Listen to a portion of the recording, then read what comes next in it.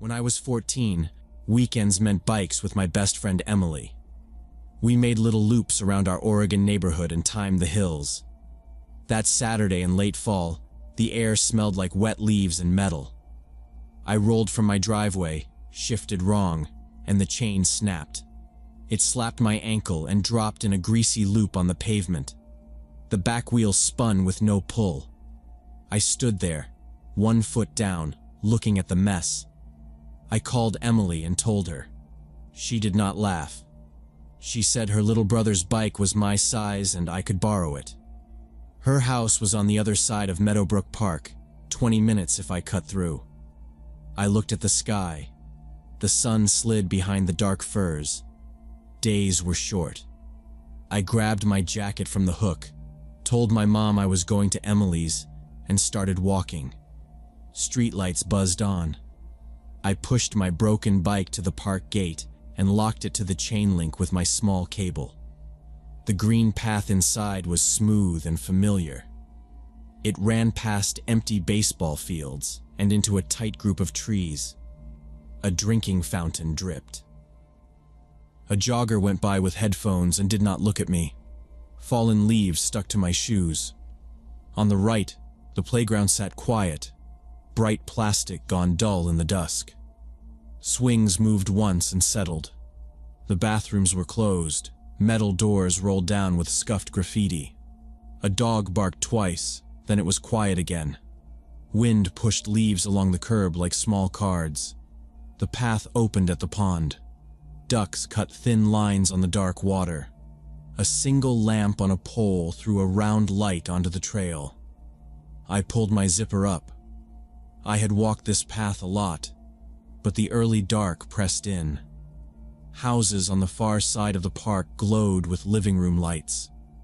I came out by the picnic shelter and took the side trail to Emily's street. I checked my phone. It was just past 5. I texted her that I was almost there. A trash can had a cracked lid and a coffee cup balanced on top. A motion light clicked on as I turned into her driveway. Emily opened the door before I knocked. The house had warm heater air and a faint laundry smell. She waved me in and led me to the garage. Her little brother's bike leaned by the washer. It was blue and clean. The seat looked right. I lifted it and spun the pedals. We went to the kitchen. I drank a glass of water at the sink. The window over the sink looked past their yard to the edge of the park. There were kids' stickers on the frame. I set the cup down and wiped my hand on a dish towel. That's when I saw him.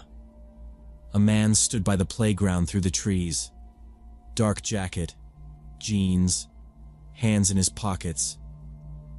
About halfway through the park earlier, I had felt like someone matched my footsteps. I turned once and saw nobody close. Now, seeing him near the empty swings, that feeling came back. The playground had no kids at that hour. No team practice, no birthday. He was not moving much. He was just there. Emily leaned beside me and looked out too. We watched for a few seconds. He shifted his weight and stared toward the slides. No stroller, no dog, no phone light. The jacket was zipped all the way. It did not look like waiting. Emily said we should check if he needed help. Maybe he was lost. Maybe his car died by the lot. It sounded reasonable. Her parents liked when we were helpful. We put on our shoes and went out the side door. The yard felt colder than the kitchen. Wet grass made a slick sound under our sneakers. The gate opened to a small trail that cut to the playground. We walked at a normal speed. When we were close enough to talk without yelling, Emily raised her hand and said, "Sir, do you need help?" I said, "Are you looking for someone?" He turned fast. Not friendly.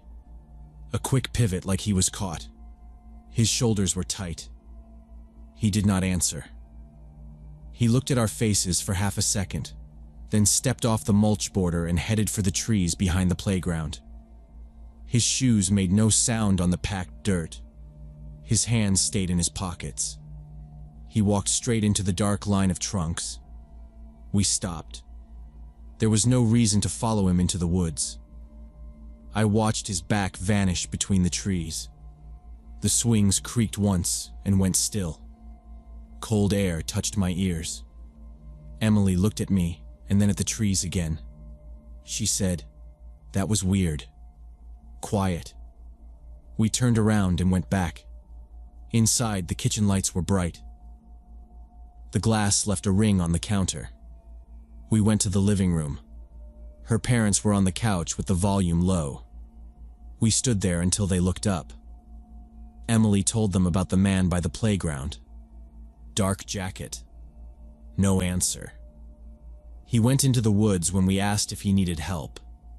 I said I felt like someone walked behind me on the way over, maybe in the middle of the park. It could be nothing, but I wanted them to know. Her dad looked toward the back window and then at the TV. He said the park always had people cutting through at dusk. People took the trail from the bus stop. People smoked near the creek. He told us not to go into the woods after dark and left it there. Her mom paused the show and watched our faces for a second. She said it was probably fine, that we read too many mystery books, and that we were starting to see suspicious people everywhere. We hung out for about an hour. We ate pretzels at the counter and scrolled on our phones. Her brother did homework on the table and kept asking if I wanted the bike now or later. The man by the playground didn't come up again. The kitchen got brighter as it got darker outside. At around 6, I said I should head home so I could fix my chain in the morning. Emily walked me to the garage. I raised the seat on her little brother's bike and checked the brakes. They felt firm. I told her I would text when I got home. I rolled the bike down the driveway and cut back toward the park path. The air had that wet bite that sinks in after sunset. The trail lamp near the pond buzzed. I kept to the middle of the path and listened to the tires humming. Leaves crunched under them in little bursts. I relaxed. The playground on my right was empty. The swings were still. I saw an elderly couple with a small dog on the loop by the fields. The dog wore a blinking collar. The couple nodded at me. A family with 2 kids in puffy jackets passed by on scooters. The kids clattered over a crack and laughed. I kept moving. My neighborhood exit was ahead, through 2 curves and a short straight next to a big oak. I felt okay again. I reached down once to adjust my shoelace. The wind made a steady, soft sound in the tall firs. I could smell wet dirt. I was about to leave the path when my skin pulled tight between my shoulders. I turned and looked back down the trail one more time, quick, just to check. He was there. Same dark jacket, same jeans. He stood half behind the oak, one shoulder against the bark, his head tilted like he was lining up a picture. His face was shadowed, but his eyes were on me. We locked eyes. He moved the second that happened. He stepped out from behind the trunk with a jerk and started walking at me. Not casual, not slow, just direct. I didn't wait to see what he wanted. I spun the bike toward the exit and pushed. The front tire skidded on leaves and then caught. I looked back once. He had sped up. The walk became a jog in 2 strides. He dipped his head and drove forward with his arms tight to his sides. He was older than my dad, maybe, somewhere around 50, but he covered ground fast. His shoes hit hard. I could hear them now, quick thumps that got closer. He yelled something. It broke over the path and lost shape in the trees. It sounded low, like a grown man's voice, sharp and angry. I couldn't make out words. It could have been swearing. It could have been stop. It didn't matter. I kept pushing the bike. Riding would be faster, but the first push didn't swing me up clean and the seat knocked my leg. The trail bent left toward the exit. I followed the curve. The lights past the gate flicked in my eyes like a target. I ran harder.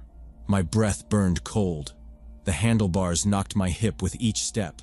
The pedals spun and clipped my ankles. I heard his feet again, a pattern that didn't fade. He was still coming. I didn't look back.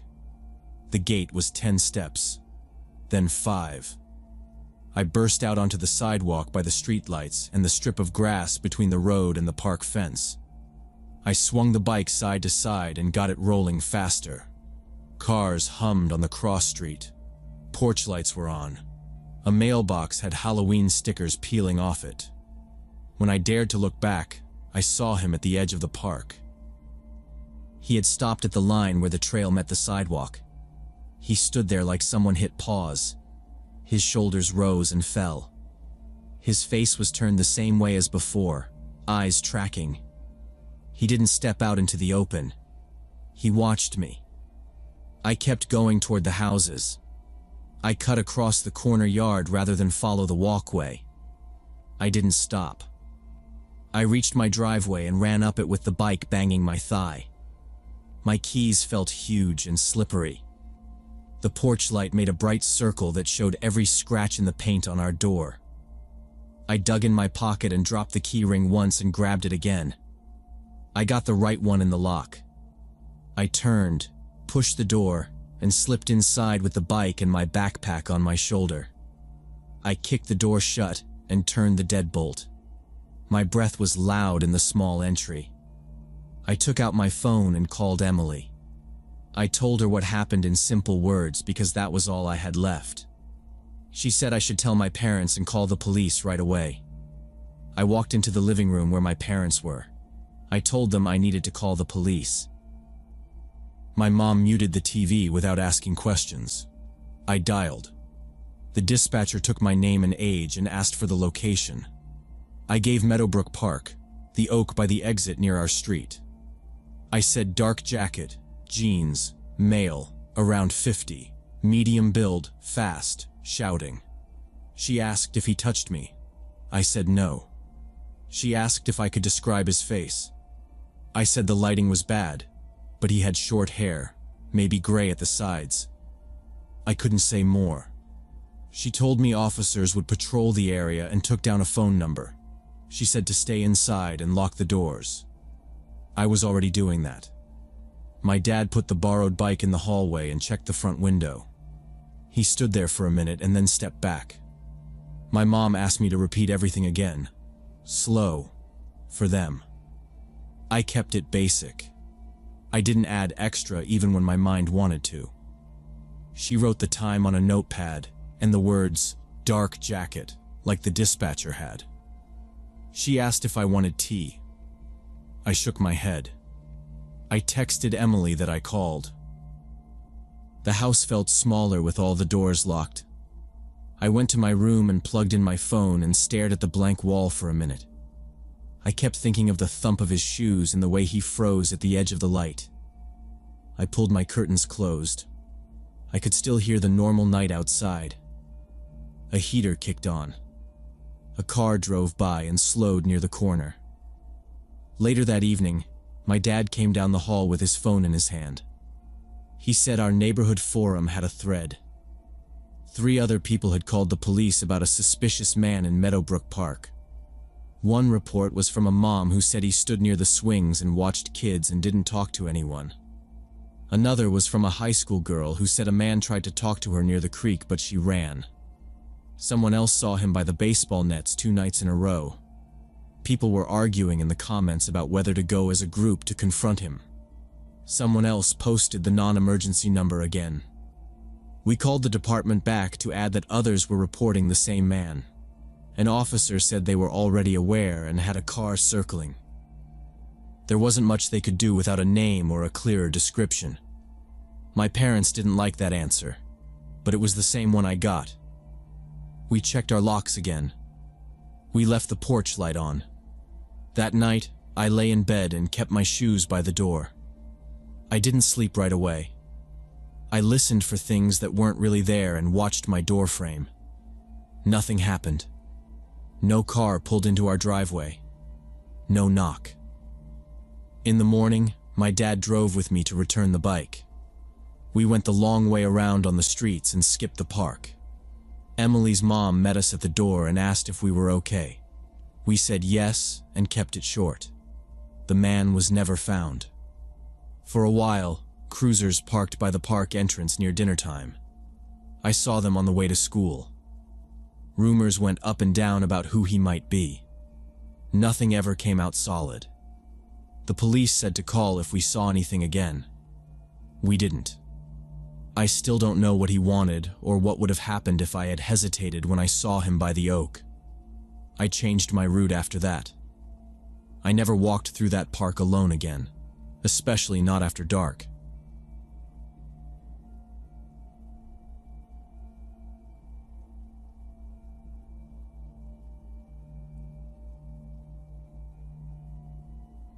This happened 12 years ago in Detroit, when I was 25 and tending bar downtown. Between shifts, I used the city bus because parking ate half my tips. Afternoons were quiet. The bus smelled like bleach and vinyl. I liked the dead hours because nobody sat close and I could zone out.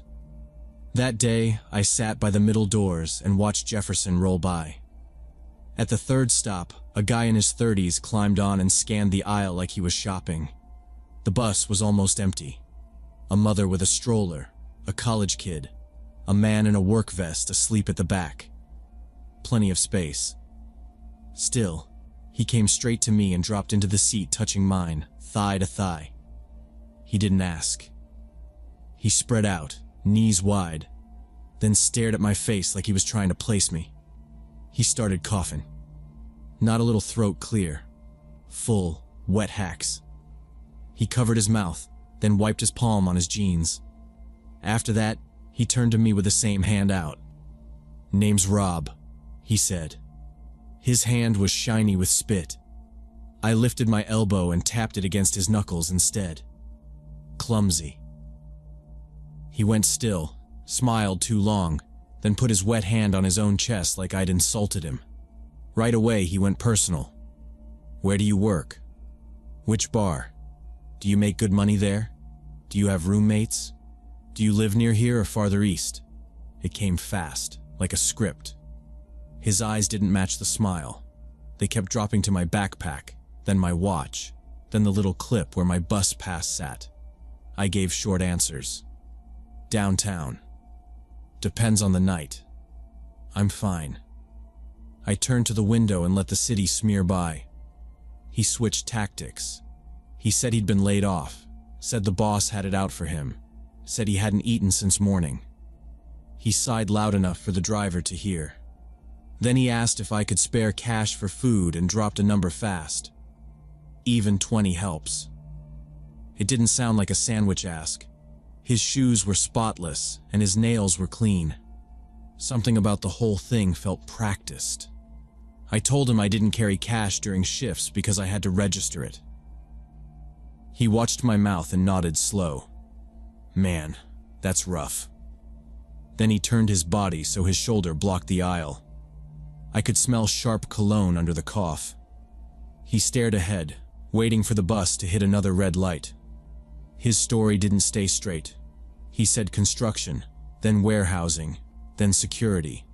He said his landlord kicked him out, but his hoodie looked new and his jeans still had creases from the store. The watch didn't fit the picture. Heavy, polished. When I stayed quiet, he sat like we were two friends on a normal ride. His knee kept bumping mine in a slow rhythm that felt intentional. When I didn't bite, he dropped the nice act. He nodded at the pass clipped near my pocket. "If you're really out of cash," he said, "let me hold your pass for the month." I thought he was joking. He wasn't. "It's no big thing," he added.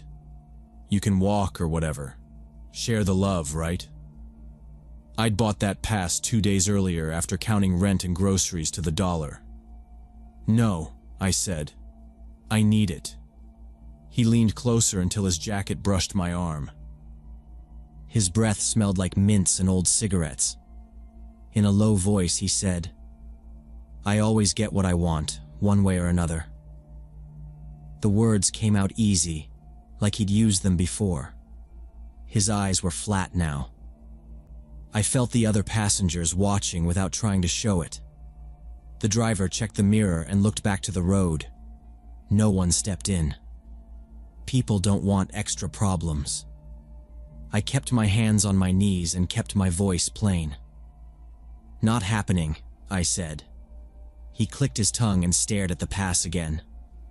The bus slowed. The next stop had a shelter and a crowd waiting. Across the boulevard, another bus was rolling toward the opposite side. When the doors hissed open, everything got noisy.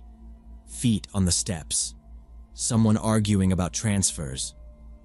I unhooked my pass and slipped it deeper into my pocket. Then I stood like I was making room. The crowd pressed in, and he had to shift his knees to let a woman pass. For a second, his shoulder left the aisle. I slid behind the stroller, stepped onto the curb, and moved with the bodies boarding. I didn't run. Running makes a scene. I stepped to the right, cut behind the shelter, and checked the light. The other bus's number matched a route I knew that would take me 2 stops down into a loop. I crossed with office workers and a teenager carrying a pizza box. The air outside felt colder than inside. Behind me, his voice got louder, muffled by the noise, like he'd just realized I was gone. He tried to follow. I saw him squeeze toward the middle door, pushing around people climbing on with bags and a folded scooter. A taller man stepped sideways and blocked him without looking. The mother swung the stroller wider than she needed to, eating another second. The driver said, "Make room," in that tired way drivers do. The guy kept frowning at me through the glass, one hand on the pole. I stepped onto the other bus. My pass scanned with a beep. Through the window, I saw him drift to the front doors, then back to the middle. People were a wall now. He wasn't fighting them, just pressing, trying to find a gap. The driver on my bus glanced at the mirrors, closed them, and pulled away from the curb. The doors closed before he could get off, and I thought that was the end of it. Several months passed since the bus, and work stayed busy. I ate lunch alone at a small cafe near work. I picked the window table so I could watch outside. The place was narrow, chalkboard menu, and loud espresso noise. It was a gray afternoon and traffic moved in sheets. My burger sat on a metal tray beside my water. I was halfway done when I saw him on Jefferson. He leaned into a man, blocking him, talking with hands. He turned his head, and our eyes met through glass. That same smile slid across his face like a trick. He tapped 2 fingers on the window and walked inside. He moved like he owned the room, no rush, confident. He scanned once, came straight over, and stood by me. "Well, well, well, that burger looks good," he said quietly. "Remember me," he said. "I always get what I want." He looked cleaner than before, new jacket and pressed jeans. He put his hand on the empty chair like property. He did not sit, just leaned toward my water glass. He told me to slide the tray over to him. "Not money today," he said. "Just your lunch, hot now." He waited, smiling, while I chewed and looked past him. The cook called an order and plates clinked behind us. I kept my face blank, swallowed, and set it down. I bet he would not make a scene with cameras. I ate slow to stretch time and test his patience. I wiped my hands and took another small drink slowly. He talked like we were friends, steady stream, no breath. The server watched us in the mirror of the window. I cut the burger into quarters and ate deliberate bites. He clicked his tongue and stared at the door outside. He pointed his chin at a woman hauling shopping bags. His eyes left me for a second, and then settled. He leaned close again and gave me that last line. "We will definitely run into each other again," he said. He turned away and walked out scanning, hunting the sidewalk. I stayed still until the door settled and bell stopped. I waited 5 minutes and watched his reflection in chrome. When I was sure, I cleared the tray and stood. Outside, cold air bit hard and traffic noise filled everything. I blended into a knot of office workers crossing together. I kept my head down and stayed in the middle. They carried me past corner and toward the subway stairs. I took steps, and waited on the platform for trains. Light bloomed in the tunnel and wind pushed at coats. I rode 2 stops and doubled back on foot quietly. I cut through a parking structure and then a lobby. After that, I kept to main streets for a while. He looked polished to be hungry or desperate or homeless. New coat, clean shave, watch catching light time. He moved. He had ditched sympathy games and now did straight pressure. I took different routes for a week and stayed alert. I told the cook I might start taking later lunches. I moved my bus pass clip to a deeper pocket. I carried cash small and kept cards separate in socks. Looking back, he was not a usual hustler with lines. He felt unstable, steady in his way, fixed on control. He used patience like tool and watched faces for leverage. I wrote his description on a receipt and kept it. Jacket, jeans, sneakers, scar on knuckle, mint breath over cigarettes. I kept it folded in my wallet for a month. Nothing happened that week. Then the next week was quiet. I relaxed a little but still watched doors and mirrors. I chose window seats and kept a clear path out. I avoided empty rooms and stayed visible when possible outside. The cafe crowd changed and winter light got thin and days stacked and nothing happened with him around the block. I figured he would drift to another corner and mark. I never saw him again after the cafe day ended. Still, his smile through that window shows up in memory. It arrives uninvited when glass reflects and I am eating. Back then my budget was tight and choices were narrow. I thought risks were fine for a pass or lunch. That was the math, and I stuck to it then. Public places and strangers probably kept him from escalating further. He reminded me of a bully. Nothing new, just pressure. No big motive beyond winning the moment and taking things. The scary part was not loud threats, but patient stalking. He remembered my face for months and looked for me. He returned to my block and watched the doorways there. That takes time, planning, and a certain kind of calm. It suggested someone not desperate, just practiced and comfortable pushing. I adjusted routines and kept an exit near me always. I told myself to stay boring and avoid private confrontations. I kept my phone charged and numbers written on paper. I watched mirrors, windows, and shadows sliding on floors inside. I parked near lights and left fast when shifts ended. I started finishing meals and moving before the crowd thinned. I changed nothing dramatic, just small habits that added margins. Years went by and Detroit changed in familiar ways again. The bar closed and I took work at another place. I moved apartments and cut my commute down by bus. Most days I forget him entirely and life stays quiet. Sometimes I see a reflection and check twice without thinking. The body learns and repeats whatever kept trouble away before. There is no big meaning here, just a clear memory.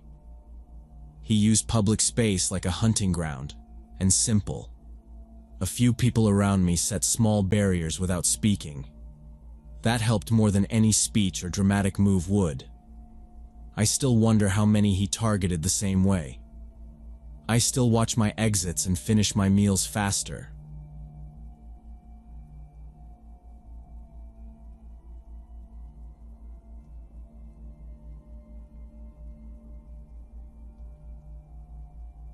When I was 43, I thought my life was over after Robert filed for divorce. He moved out in a week and went straight to Brittany from his law firm, this 28-year-old with shiny hair and a loud laugh. I worked nights as a nurse at the hospital, but the apartment felt too quiet in the mornings. I started going to Iron Palace on Main Street because I needed somewhere to be where the lights were bright and the music was louder than my thoughts. My trainer was Kyle. Mid-20s, easy smile, strong arms. He watched my form and never made me feel stupid. He had the kind of attention that sticks. He remembered my schedule. He timed my rest without checking the clock. When I came in after a long shift, red-eyed, he said, "You're here. Good." He didn't say it like a compliment. It sounded like approval. I liked that. He teased me about counting reps under my breath. He handed me chalk when my grip slipped. Small things. I noticed the way other women looked at him, then looked at me, then looked away. I told myself I didn't care. Maybe I did, but action was easier than feelings. I had no idea he was Sarah's son. Sarah, my best friend from nursing school, a woman I'd known for 15 years. She told me ages ago her son trained clients around town, but Kyle used his father's last name, so I never made the connection. Every time she talked about him, she used baby pictures and old stories. The man in front of me didn't fit the child in those photos. He had a different jaw, a different way of moving. It didn't even cross my mind. I didn't ask questions. I liked the hour where I didn't have to be anyone's wife or nurse. After one session, he walked me to my car because the sun had dipped and the lot felt empty. He leaned on my door and said I was strong for someone who said she hates deadlifts. I laughed. It sounded like someone else's laugh. He kept standing too close, and I kept letting him. I should have asked more about his family, about everything really. But I didn't. I was tired of being the serious one. The hospital is fluorescent lights, clipped voices, alarms. The gym smelled like rubber mats and clean sweat. He made me feel seen. I pretended that was enough. His flirting started small. A longer look. His hand on my waist to correct form, fingers warm through fabric. He texted me appointment reminders, then a joke about my socks, then a picture of his new sneakers. I told myself it was professional. It wasn't. He asked what music I liked, then cued it for our hour. He said he liked the way I focused. Most people break first set, he said. You don't. It felt like oxygen. I let his words plant roots. If there were warnings, I didn't read them. I just kept showing up, early, without missing once.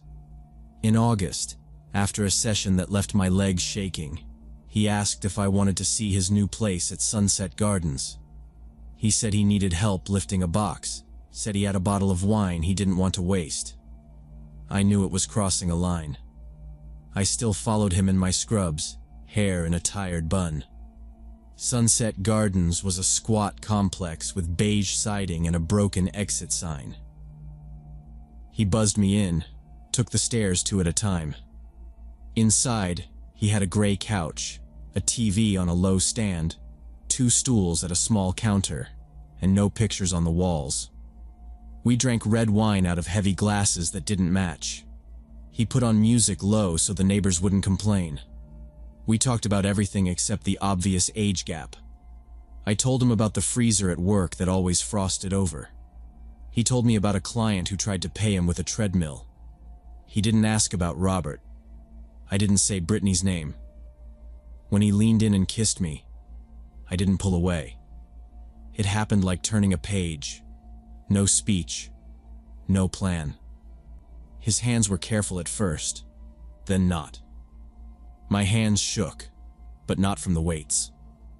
That night started a secret routine.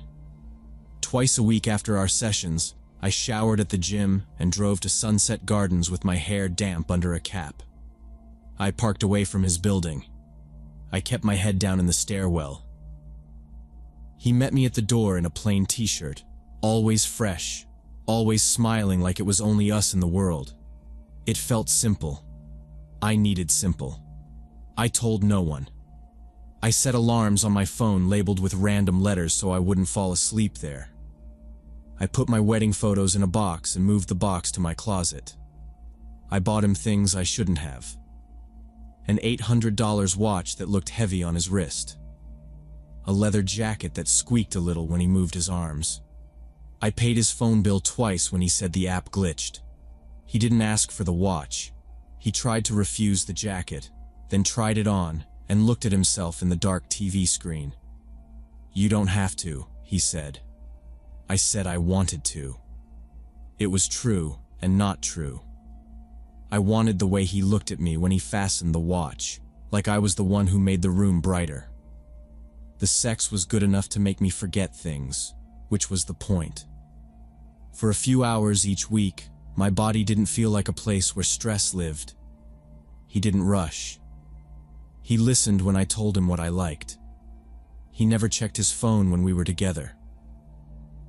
That mattered to me in a way I didn't want to analyze. I slept better on those nights, even if I only slept for an hour. I woke up to his kitchen clock clicking and the sound of a neighbor's shower. I left before sunrise, hair pulled under a cap again. Kyle seemed genuinely attracted to me. He said, "You're beautiful," like a fact. He said, "You're fun," like he was surprised. He kissed my forehead when he thought I was asleep. But there were rules he didn't say out loud. He never wanted to go out, not even for a quick dinner. He said restaurants were loud. He said he preferred to cook. He said he didn't like crowds. When I asked if he wanted to meet for coffee one afternoon near the hospital, he texted that he had to lift at a different gym across town. He never wanted to meet my friends. It was always his couch, his curtains half closed, his TV on mute. He stacked our wine corks in a little tower on the counter and knocked it down with his knuckle.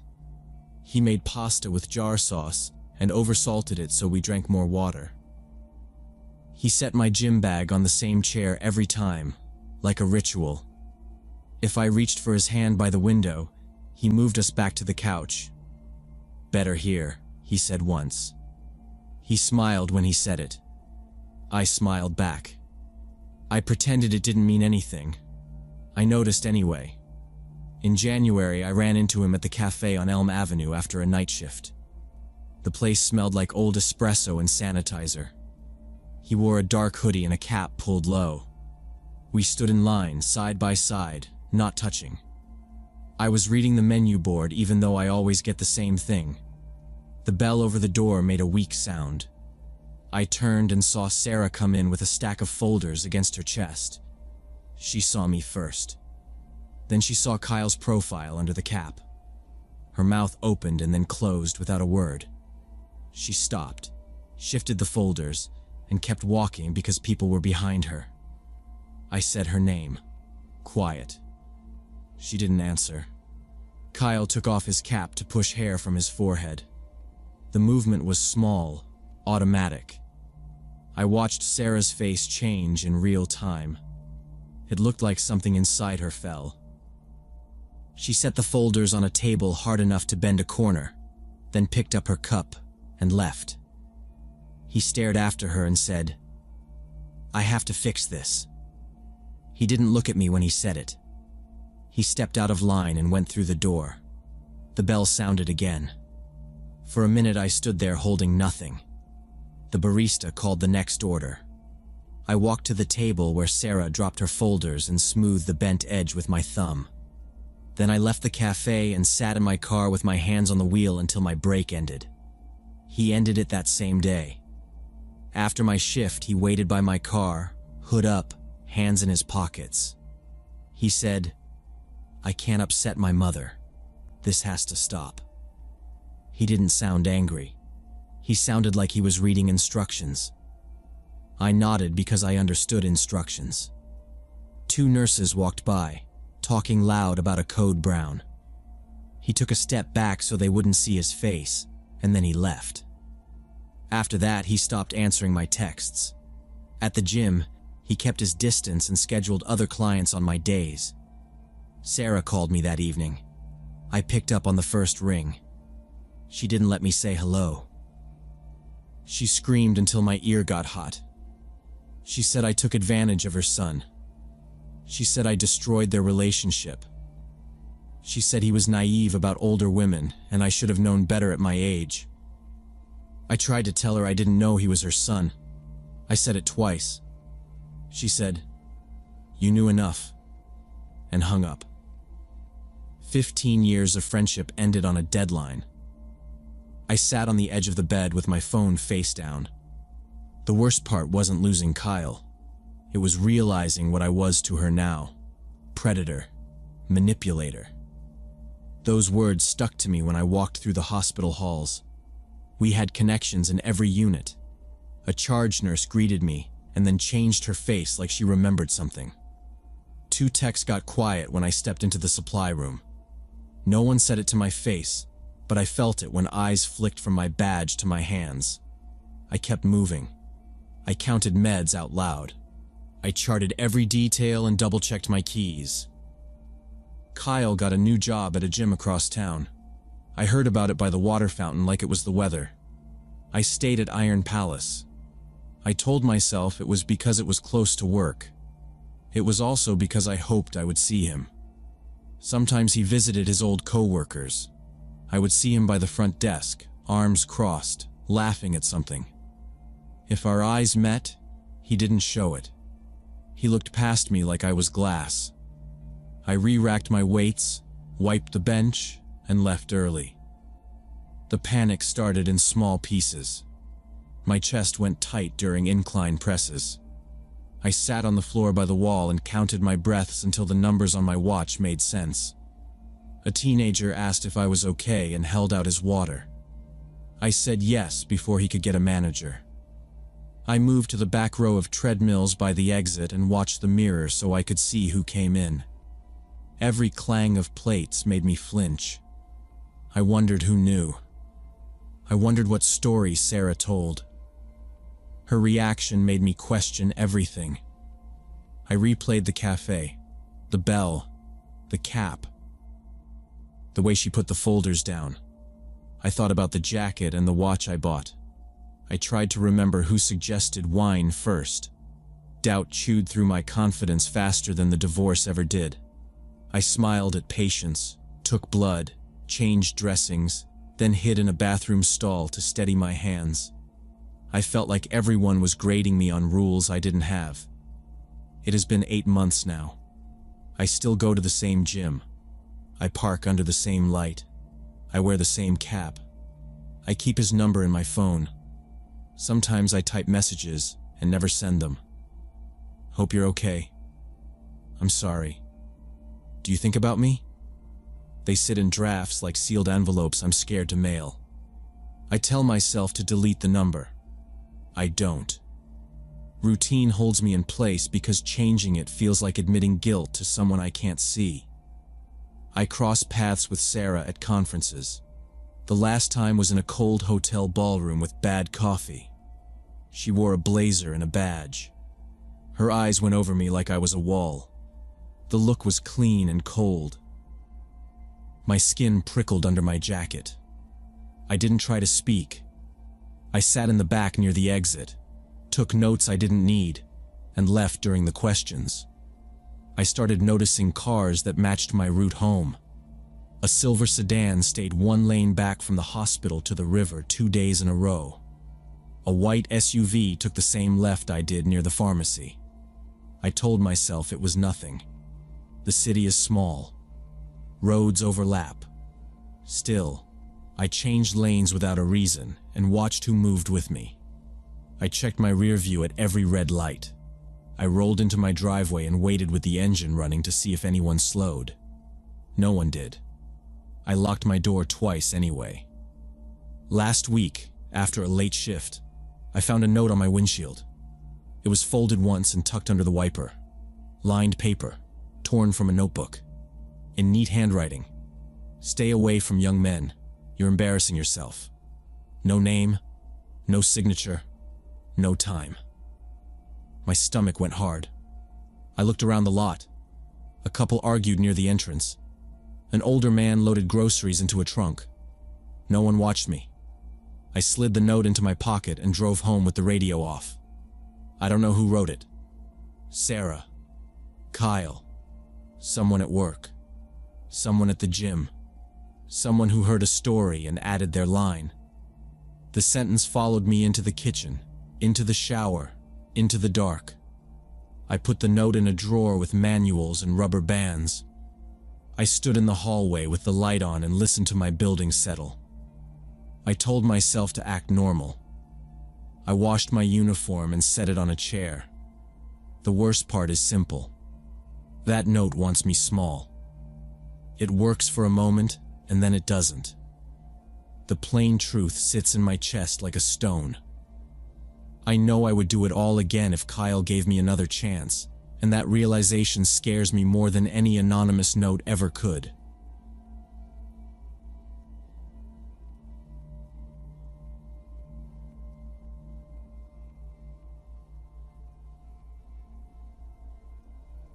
In July 2018, my wife and I drove a rented SUV across Utah and Colorado, weeks of parks and highways. That evening we were in the Colorado mountains on Highway 50, the sun low and orange behind long ridges there. We saw a turnout for a state campground near Twin Lakes and decided to stop before the light dropped away. It looked scenic and remote, tall pines around gravel loops, with a self-registration box bolted to an iron post. Several RVs and trailers were already set up under the trees, generators humming somewhere out of sight like distant bees. We were the only ones with a regular tent and plastic bins, two tired people setting up late that evening. I parked, opened the hatch, and lifted our cooler, when an older man appeared from a big trailer beside us. He looked about 65, sunburned at the neck, white socks and sandals, and a hard-fixed smile on him. Texas plates on his fifth wheel, chrome ladder on the back, bright decals, lawn mat rolled beside the steps there. He stuck out his hand and said, "Charles," like we were neighbors already, then started talking before we answered anything. He asked where we started, where we were going next, and how many miles we drove that day in mountains. He asked about gas mileage, lodging, reservations, our budget, if we liked our rental, and if we had decent coolers. He nodded like a clerk, repeating bits back to us, holding eye contact a second too long each time there. The friendliness felt more like pressure, a soft push toward details we wouldn't normally share with someone we just met. While my wife slid a storage bin onto the table, Charles leaned toward our hatch and started inventorying our gear. "Cooler, stove, sleeping pads, tent," he said, tapping the rental sticker on our window like he recognized the company name. He told a story about a Moab blowout, stared past me at our stuff, then laughed at our small tent. I walked to the iron post, filled an envelope, wrote the plate, and dropped coins into the rusted slot there. We chose a site near the pavilion to have a light and a spigot, since daylight was going fast already. Tall pines threw long shadows across hard ground, and the lake showed silver through gaps in the trees beyond us. A laminated sheet warned about bears and food storage. Another listed quiet hours and the sheriff number for emergencies late. I checked my phone and saw 0 bars, then felt the air cooling hard as the light went down fast. We moved quickly, laying the footprint, staking corners, bending poles, clipping fabric, working like we had done this 100 times. Across the lane, Charles hovered near his trailer door like he wanted to step over again and could not decide. He raised a hand halfway, then scratched his chin and clanked around in a storage compartment with some metal thing. I felt better when other sounds rose up, chairs scraping, a TV laugh from a window, a dog collar jingling. We kept an eye on the tree line and the road as we worked, staying and keeping hands moving constantly. My wife asked about dinner, and we decided to use the pavilion since flames were allowed only at designated tables. Simple plan. Tent up, cook fast, eat, and call it early, under a light and near the water spigot there. Charles called over when he saw our little coffee maker on the table beside the stove and the cutting board. He said, "I got great coffee in my trailer," then added that he didn't drink coffee because of stomach problems. He kept smiling and waving at his open door, insisting we come inside so he could scoop some for us. We told him we were tired from driving and needed to finish before dark, and we stayed polite but firm. He tried more, then scratched his chin, said we should stop by if we changed our minds, and wandered off. We finished the tent, zipped the door, and carried the food and stove to the pavilion to cook our meal. Concrete pad, 3 tables, buzzing fluorescent, bulletin board of rules and notices, and a big trash can with a bungee. The lake sat down a slope, flat and dark, with a thin band of color still hanging across the shore. A breeze pushed the cold water smell up into the pines, and the place felt more remote in that light. While the pan warmed, I noticed Charles walking down to the lake without a jacket, hands in his pockets there. No fishing rod or camera, just slow dusk walk, stepping onto a rock and looking across to the other side. He bent, picked up a stone, let it drop again, and the clicks carried across water like small glass taps. I kept my eyes on the stove and tracked him in the corner of my vision while my wife chopped. Oil popped on the little burner, and the light threw a hard circle that left the far corners dim there. From the loop, we got only small noises, a door, a laugh, a collar jingle, then nothing again for minutes. We ate from metal bowls with our backs to the wind, and I wiped the table with a paper towel. My wife looked toward the lake and back at me, and we didn't need words to know we felt uneasy.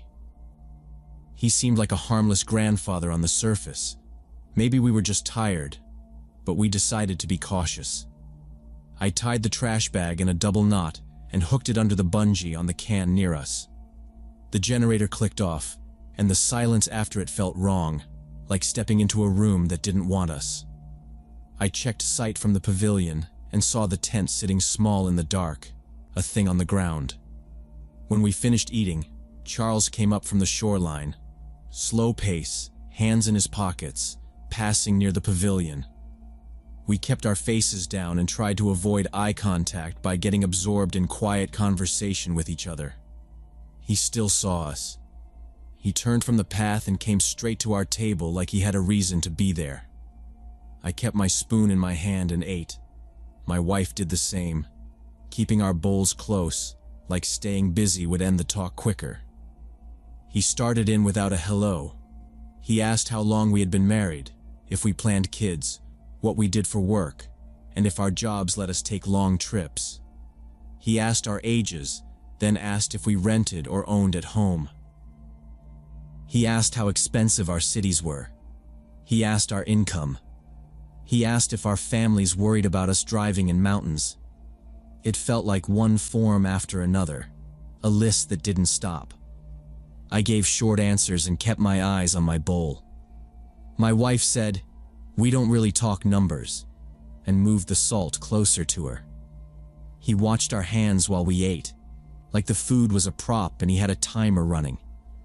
He noticed our bottled water in a crate under the table and said, "I got cold soda in my trailer," then added again that he didn't drink soda because of health issues.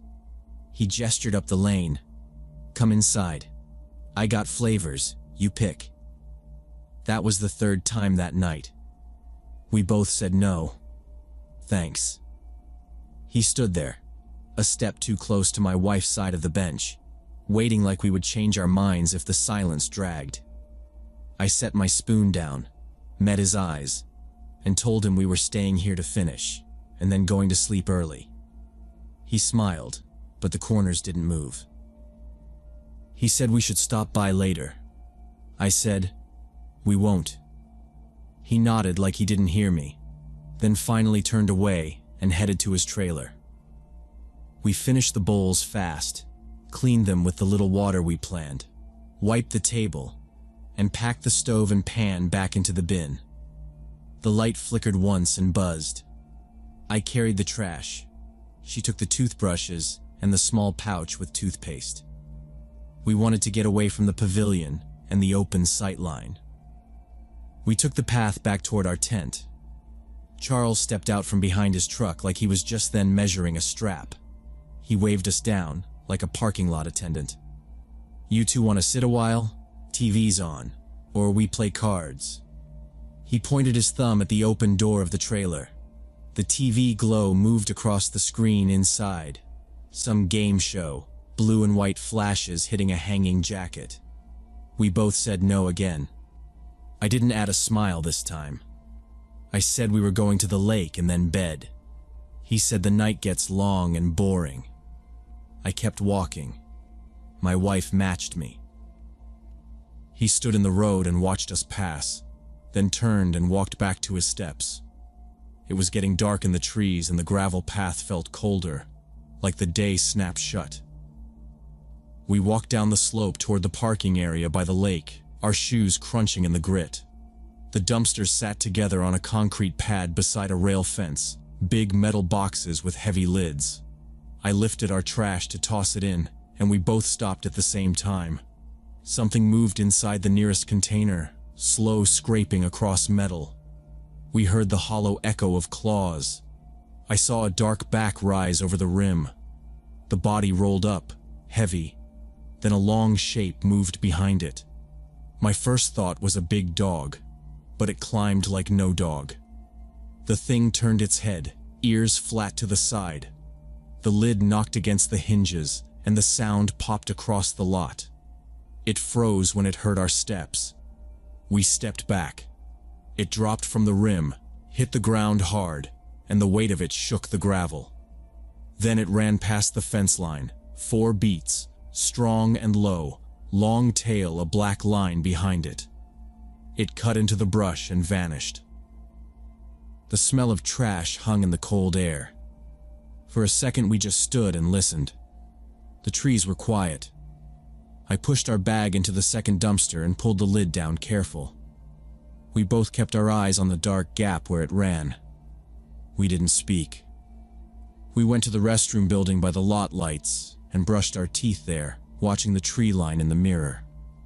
A moth kicked around the bulb. The faucet sputtered and hissed. The moment we finished, we walked straight back up toward our site, no detours. I looked left and right down each lane. The dog from earlier didn't make a sound now. The generators were off, the TV laugh track ended, and the campground felt empty in the worst way, like a building after closing. We got to our tent, zipped the door, took a quick look inside, then zipped it again. My wife said she didn't want to be in fabric if a bear came back. I agreed before she finished the sentence. I unlocked the SUV, put the cooler behind the front seats, and moved our bags to the trunk area. We put the seats down and laid the sleeping bags out, heads by the rear door. I checked the locks twice. We left the tent staked, clean and empty, nothing scented inside. The night smelled like pine and cold lake water. We lay back and looked at the headliner of the rental, and the tiny light from the dash blinked at an even pace. The forest sounds were not loud, but they came in layers. Small ticks, wind in pine needles, something shifting weight. Then nothing. Then a snap again. I set my phone face down and watched the fog of our breath move near the window. Somewhere past midnight, a vehicle drove the highway far off, a line of dots passing gaps in trees. I closed my eyes, then opened them at each new sound, then closed them again. A zipper from another site went shh, and then quiet. At one point, a soft pad of footsteps moved along the gravel near our bumper, and I held my breath without meaning to. The steps went past, paused, then kept going. I didn't try to guess if it was a person or not. We slept in bursts and woke to the gray light before sunrise. The cold made the windows sweat. My back felt like it had been folded wrong, but we were fine. No paw marks on the glass. No new tire tracks near us. I sat up, turned the key one notch to move the seat back, and rubbed my hands until the feeling came back. We got out fast, moved fast. We pulled stakes, collapsed the tent, stuffed it into the bag, shook out the footprint, rolled the pads. My wife bagged the cooking gear. I drained the little water left from the jug and took the empty bottles to the car. A few doors opened on distant trailers. The campground felt like a job site before the day starts. I looked for Charles out of habit. His steps were down, the door closed, the lawn mat stretched out flat as if staged, and his truck hood was cold under a layer of dew. No movement. No sign of anyone at his window. We loaded, checked the site for trash, and pulled out. We didn't see the bear again. We didn't see Charles. We drove east with the sun in our faces and the mountains behind us. We didn't talk much. We stopped for gas in a small town, cleaned the windshield, and checked our map for the next park. We asked each other if we overreacted. Maybe the man was bored and wanted company. Maybe the soda thing was just habit. It was easy to say that now in bright daylight on a highway. That afternoon, my phone rang. My brother's name on the screen. I put him on speaker in the cup holder. He asked where we were and if we were safe. He said he saw news about Colorado police putting out an alert for 2 men who had been robbing tourists at remote campgrounds, including spots near lakes and highway pull-offs. They used a gun and worked late at night, hitting people who stayed in tents. He read the county names, and I pictured the map in my head. He said the descriptions didn't match anyone we met, just the locations and type of victims. He told us to be careful about who we talked to. I said we would. When the call ended, we adjusted our plan and picked a busier campground for the next night. We kept driving. We watched the mirrors a little more than before. We were glad we trusted our instincts, even if we never learned who he really was.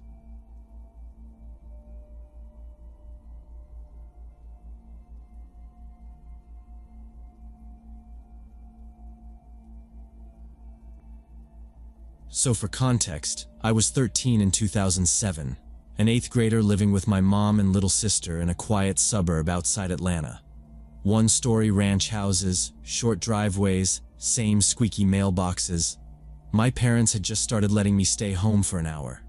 It felt huge. In fall, I got strep and missed school. I begged Mom not to call my aunt to babysit. I said I could handle it.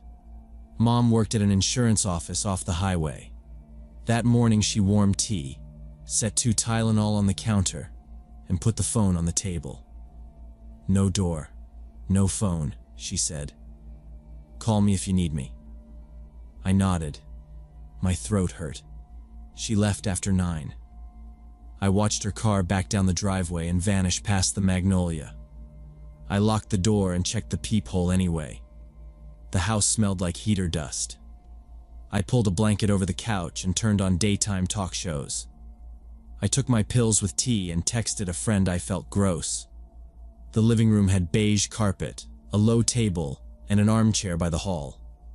In back, the sliding door opened to a tiny porch and steps down to the yard.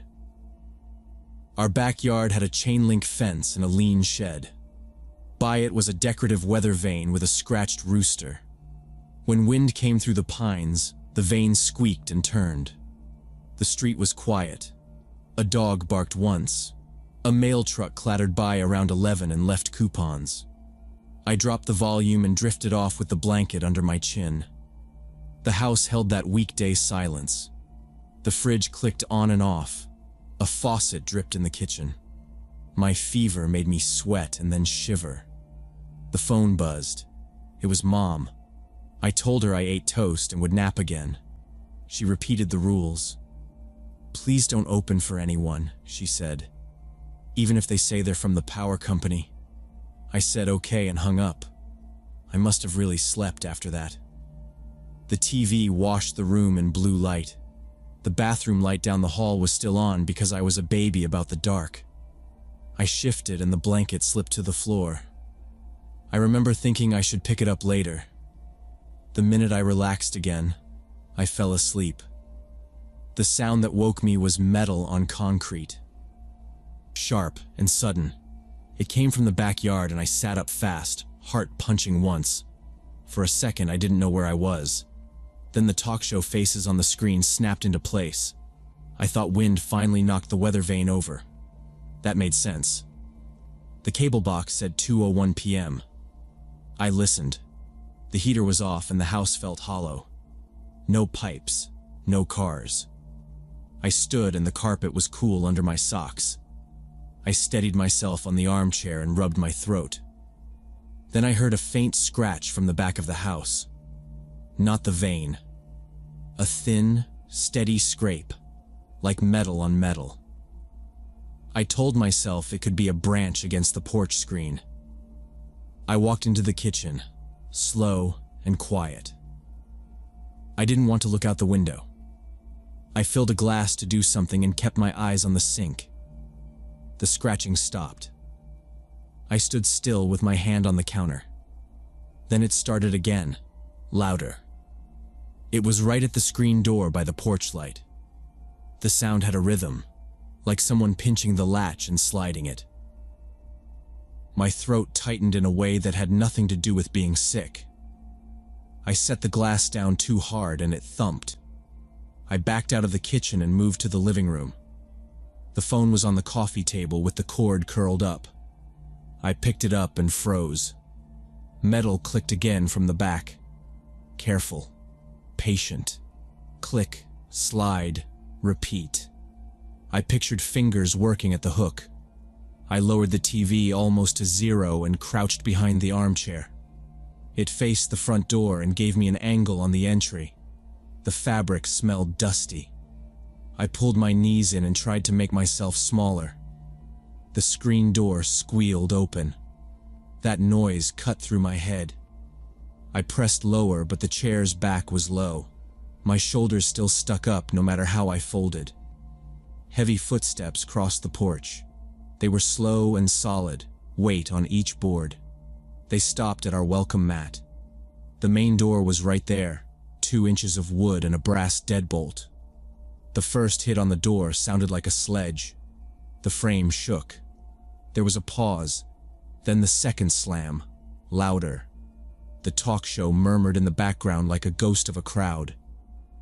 He slammed the door a third time. The pictures on the wall shifted on their nails.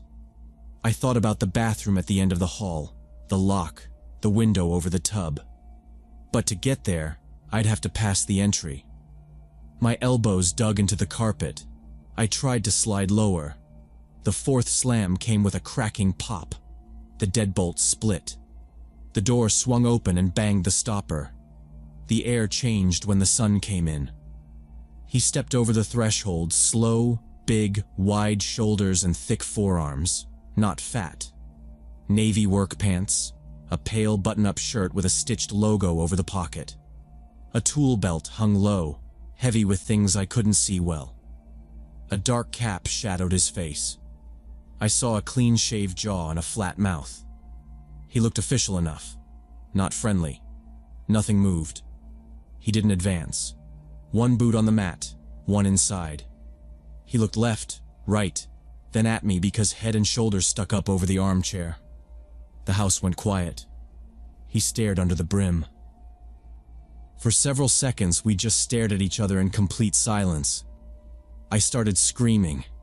It came out raw and loud, the kind of sound that hurts your own ears. I did not plan it. It just ripped out. The man flinched like I hit him. He turned fast, boots scraping the wood, and ran. He went back through the open door and down the steps. I heard the screen slap. His footsteps hit the porch and then the yard. For a second, I could only hear my breath and the TV whispering. The front door hung open. Cold air pushed in. I tried to sink lower, but the armchair trapped my hips. I twisted and the fabric caught my shirt. I got one leg free, and then the other. My knee hit the table and the remote fell. I grabbed the landline with both hands. My fingers shook and I almost dropped it. I dialed my stepdad because his number was muscle memory. It rang once and he answered. I started talking, but he hung up. The busy tone hit and I stared at the handset. That made me panic more. I looked at the front door again. The deadbolt was split and hanging crooked. I backed up toward the hall and the bathroom. The idea was simple. Lock a real door and stay put. I stepped around the armchair and moved fast. The bathroom is small, just a sink, toilet, and tub with a high window. I shut the door and turned the lock. I sat on the closed toilet lid and held the phone. I listened for footsteps. I did not hear any. I heard my own breath, and the heater clicking on. The house sounded different with the door open out front. Traffic noise carried more. I thought about calling 911 myself. I thought about calling Mom. I did not do either because I trusted he would call. He always did things like that first and simple. I kept the phone in my lap and counted to 100. After a minute, the phone rang in my hands. I almost dropped it again. It was him. He told me to stay in the bathroom. He said he was calling 911 on his other line and was on the way. His voice was fast and short. He told me to keep the door locked and not move.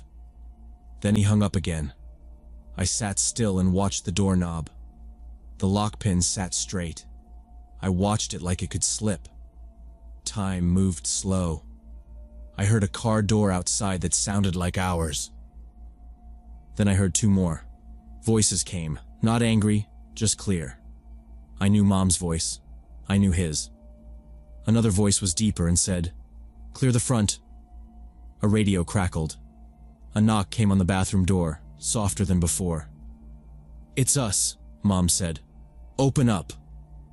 I unlocked it and stepped back. They were in the hall. Mom stood behind him. Two officers were in the living room by the broken door. One held the door with his shoulder so it would not swing. The other looked at the frame with a small flashlight. Mom hugged me once and let go. My stepdad said he hung up so he could call 911 and drive. He said he was 10 minutes away at work and broke every speed rule getting here. He looked angry, but he kept his voice level. We moved to the living room. The officers asked if I was hurt. I said no. They asked what I saw. I told them the man was big, not fat, with navy pants and a pale work shirt. I said there was a stitched logo over his pocket, round or shield-shaped. I described the tool belt and the cap. I told them he forced the back screen and then broke the lock at the front. I said his footsteps were heavy and patient. One officer wrote notes on a small pad. The other took photos of the split deadbolt and the scraped latch at the porch. The screen had a clean gouge where a tool slid under and popped it. He pointed it out. He measured the shoe prints on the porch steps with a small plastic ruler. Our welcome mat had a smear of dirt from his boot edge. They collected that too. The sun had shifted, and the entry light looked harsher on the scuffed paint. The officers told us there were scams going on. People were wearing fake utility uniforms. They came in the day when most houses were empty. They would ask to check meters or lines. Once inside, they would unlock a back door or take small stuff fast. Sometimes one would distract while another went around. Our man did not expect a kid home on a Tuesday. Their radios chirped while they talked. One of them called in the description.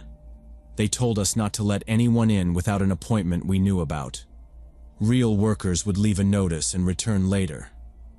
We should ask for ID at the closed door and call the company number on the bill, not any number on a badge. They said to keep doors locked even in daylight. My stepdad asked about patrols. They said cars were already circling. They would canvass the street and knock on doors. They asked if we had cameras. We did not. They checked the yard and the side gate, and then went to talk to neighbors. I stood with Mom in the kitchen. The glass I left by the sink had a print from my hand. The back screen had a bent corner where his tool levered under. You could see the shiny scrape. The fence gate was ajar by 2 inches and clicking in the wind. The weather vane lay on its side by the shed like a broken toy. The rooster's paint was scratched white. A neighbor came over and said he had not seen a truck. Another said someone had walked past with a toolbox around one. The officers took the statements and then came back. They said no one matched the description on their drive-through. They said to fix the lock today. They left us a card with a report number. They asked me to repeat the description one more time. I did. The officer nodded and said, "You did good." That night, my stepdad screwed a metal plate over the door frame. He replaced the deadbolt with a longer one and longer screws. He tested it twice and the frame did not flex. He put a bar in the track of the sliding back door. We ate takeout in the living room and kept the TV on low. When it got dark, the house felt different. Smaller, tighter. Every creak was sharp. I slept on the couch and left the lamp on. In the years after, until I left for college, nothing like that happened again. The house stayed quiet. We added a peephole camera and a new porch light. We made a rule that no one opened the door without a call first. Still, the memory stayed clean in my head. Those seconds where we looked at each other over the chair stayed sharp. I think about what would have happened if I had stayed silent. If I had frozen harder or tried to run past him. Maybe he would have walked in farther and closed the door. Maybe he would have put a hand on me. I do not chase those thoughts long. I keep them short and simple so they do not take root.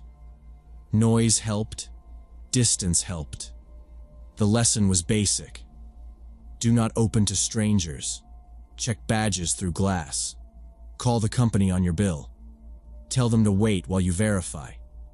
If they press, it is a no. I was a kid who remembered a rule at the right time. I was also lucky. The scream came out, and he left.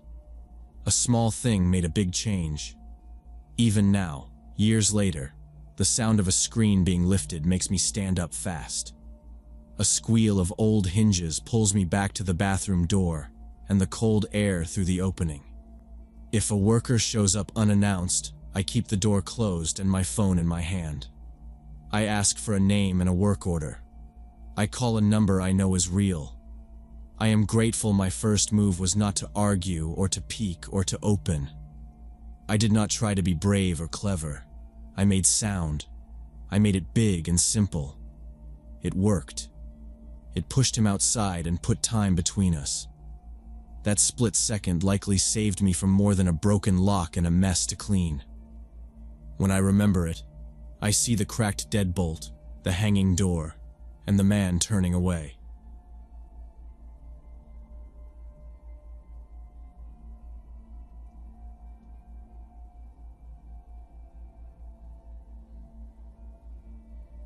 My name is Michael Thompson. I'm 34 now, but when I was 30, I became principal of Lincoln Elementary in Springfield, and I walked into that office like I had all the answers. We had a framed mission statement on the wall and a shiny new PBIS chart outside the conference room. My wife Emily is a child psychologist, so back then we joked that between the two of us we were a full-service clinic. We told ourselves that our home would be quiet, structured, and kind. That was the plan.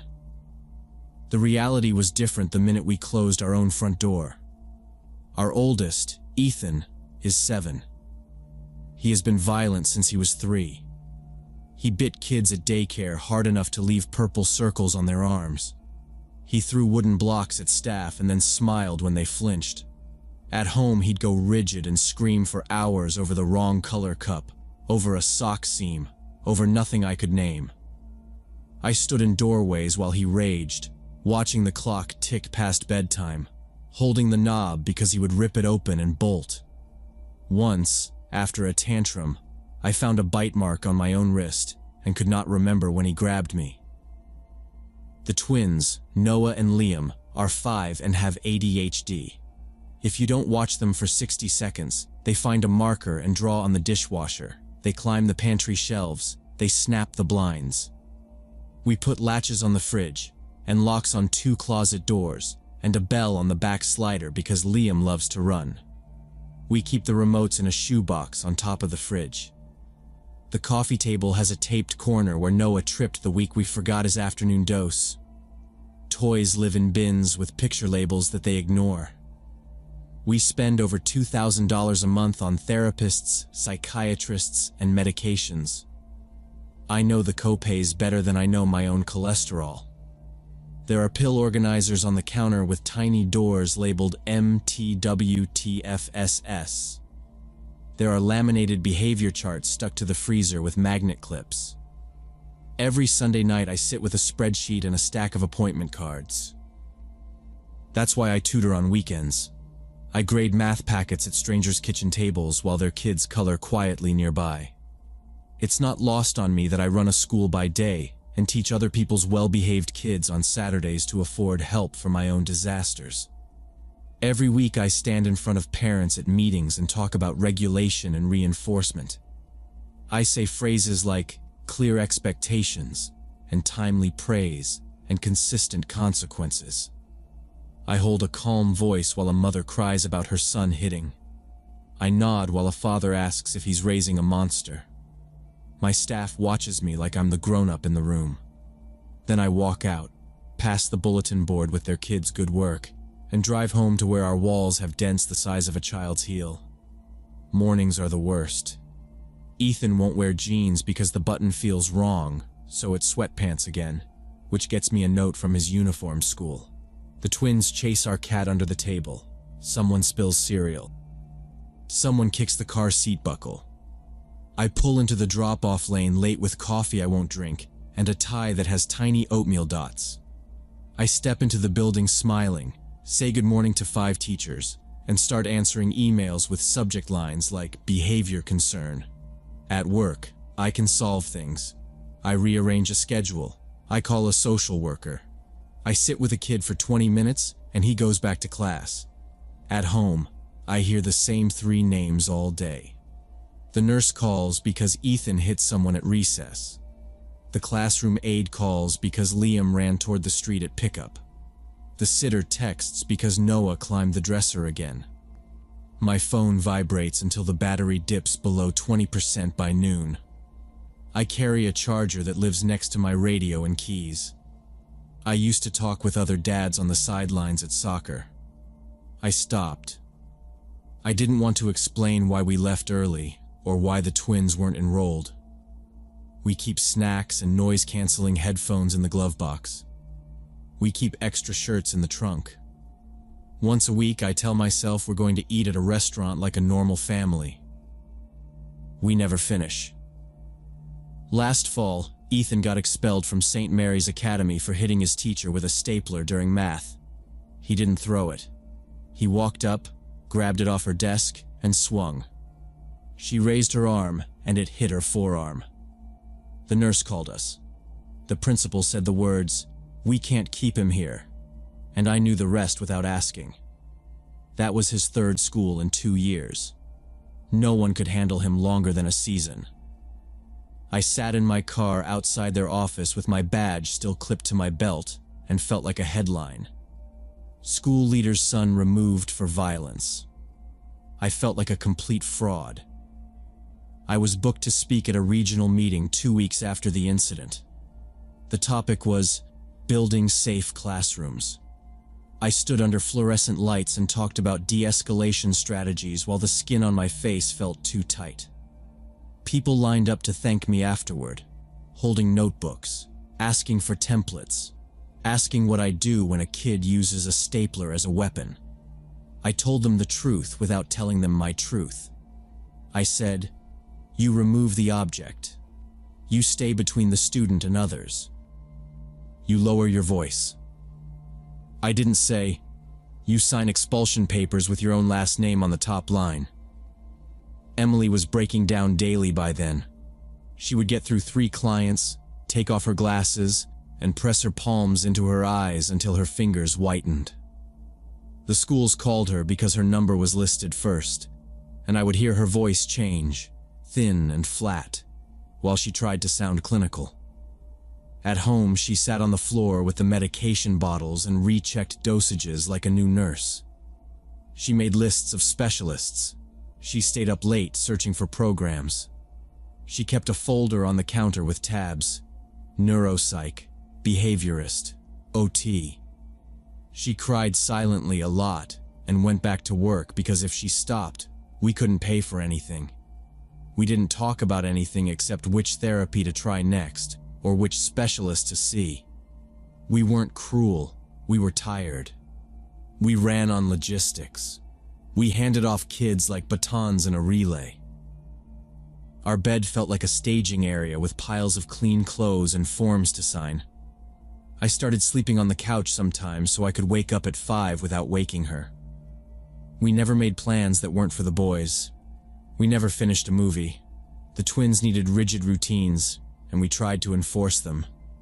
Dinner at 6, bath at 6:30, stories at 7, any variance and they erupted. We tried family outings anyway because you still try.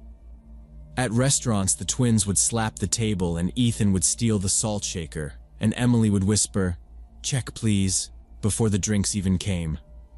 At the park, one would run for the parking lot, and one would lie flat on the mulch, screaming. People stared. We learned where exits were. We learned which booths had corners and which parks had fences. I started dreading parent-teacher conferences in a way that didn't make sense for a principal. I used to enjoy them, talking to parents about growth, progress, goals. Now I watched mothers pull out lists of questions, and I heard my own voice in theirs. Fathers asked me how to handle homework meltdowns. I gave them steps and scripts while I pictured Ethan's face in our kitchen, red and wet, over a worksheet with 5 subtraction problems. People thanked me for my help. They told me I must be a great dad. I smiled and nodded and stacked their forms into neat piles. Every afternoon blended into the next. There were calls, crises, pickups, pharmacy runs, notes from schools that used words like safety plan and placement. I kept a jacket on the back of my office chair and a spare in my car because I was always leaving in a rush. I started staying late because there was less noise in the building after 5. Then I would drive home slowly and sit in the driveway a minute longer than I should, listening to the fan in the dash, hand on the key, and then I would open the door and go inside. Every night I came home exhausted from solving other people's children's problems, only to face my own unsolvable ones. That December evening I came home after a 12-hour day and 2 tutoring stops. The house was loud before I turned the key. Ethan threw plastic dinosaurs at the wall and yelled about his video game. The twins fought over chicken nuggets. Emily sat at the table with red eyes and a stack of bills. The sink was full. I picked up Ethan's tablet. Frozen level. He screamed at me to fix it. I told him to breathe. He kicked the coffee table. I reached for the tablet again. When I said we would pause and reset, he looked into my face and said, "You're the worst father in the world and I hate you." It felt like a door slammed. I grabbed him by the shoulders. I didn't squeeze hard, but my hands were firm. My voice came out louder than I meant. "Well, I hate what you've turned our family into." Emily's chair scraped the tile. She stared at me like she didn't know me. Ethan went still. The twins stopped crying to watch. I set the tablet on the couch and stepped back. The room smelled like ketchup and sweat. Emily said my name once, quiet. I walked to the guest room and shut the door. I lay on the bed in my work clothes and yelled into a pillow. I stared at the ceiling fan. I listened to the house until it went quiet. I slept there with the window cracked and the streetlight on the wall. In the morning, I made coffee. Ethan ate cereal and didn't mention anything. He asked for more milk. His eyes slid away from mine. I packed lunches and kept my voice gentle. Inside, I knew I had crossed a line I couldn't uncross. After that, I started drinking wine at night to sleep. 1 glass turned into 2. Emily saw it and said nothing. She went to her doctor and came home with a small orange bottle. She showed it to me. We both knew. She brought up a residential treatment facility for Ethan. She said we could tour. She said it might help all of us. I pictured work people finding out. I told her we needed to try more things first. We booked family therapy and changed psychiatrists again. We sat in waiting rooms with a humming fish tank. Nothing held for long. A week of calm, then a call from school, then a hole in the drywall near the door. The twins' medication helped a little, but any change blew everything up. If dinner was late, or the power flickered, or the neighbor's dog barked. The routine broke, and we paid for it. We locked the knife drawer. We kept a spare key in a code box after Liam hid ours. At work, colleagues talked about trips and spelling bees. I learned to smile and nod. I skipped the winter concert and said I had coverage issues. I was the person people asked for advice. I was also the person who almost lost it in his own living room. I thought about my father, who left when I was 10. I used to think he was weak. Now I understood leaving like a map you keep in a glove box. Some nights I parked in the driveway and sat for 20 minutes. I watched the porch light move across the siding. Then I went inside and kept moving. I started searching jobs in other states. Just looking, I told myself. I kept tabs open with listings and school ratings. I imagined a fresh start. Then I closed the tabs and answered emails about bus routes and cafeteria schedules. I felt like I was cheating on my own life. Last month I met a real estate agent during my lunch break. I told her we were thinking about a change. She walked through our house while Emily took the kids to the park. She pointed at dents in the hallway and scuffs on the door frames and made notes. She sent me an estimate later. I didn't show Emily. I saved it in a folder titled Taxes. I started having panic attacks at school board meetings. It came fast, like my tie was a hand. I kept water at my seat and a folder to grip sometimes. I looked at the clock and counted down.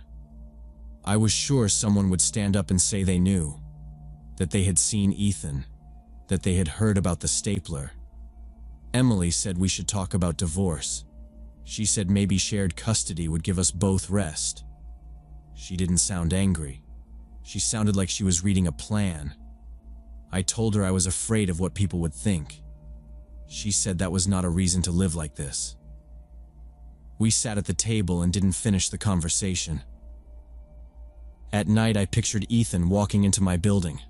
I pictured a teacher grabbing the radio, my name on the call. I saw my staff looking at me the way Emily had looked at me in the kitchen. I woke sweating. I checked the doors twice. I checked the stove.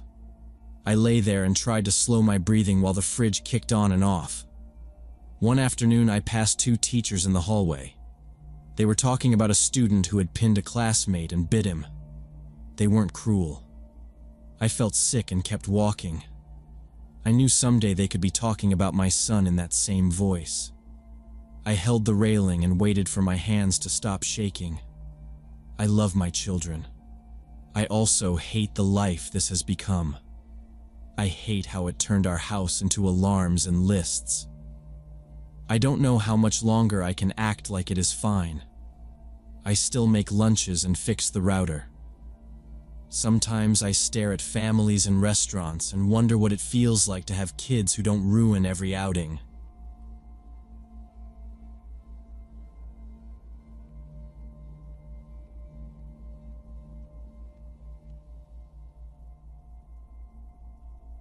Me and my girlfriend Samantha rent a small house at the far edge of a suburb outside Seattle.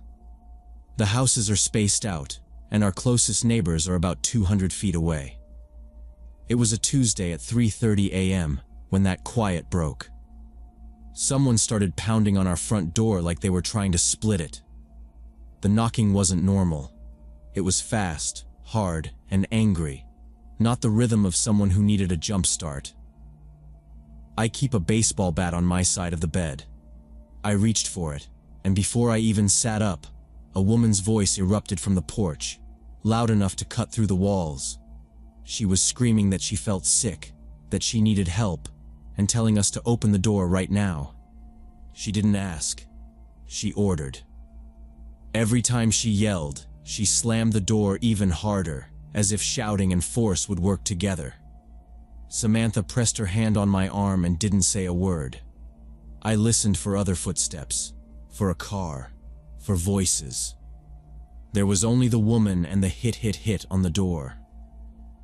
Once, the knob rattled like she twisted hard, then more pounding, quicker, like she was losing patience. I slid out of bed and put both hands on the bat.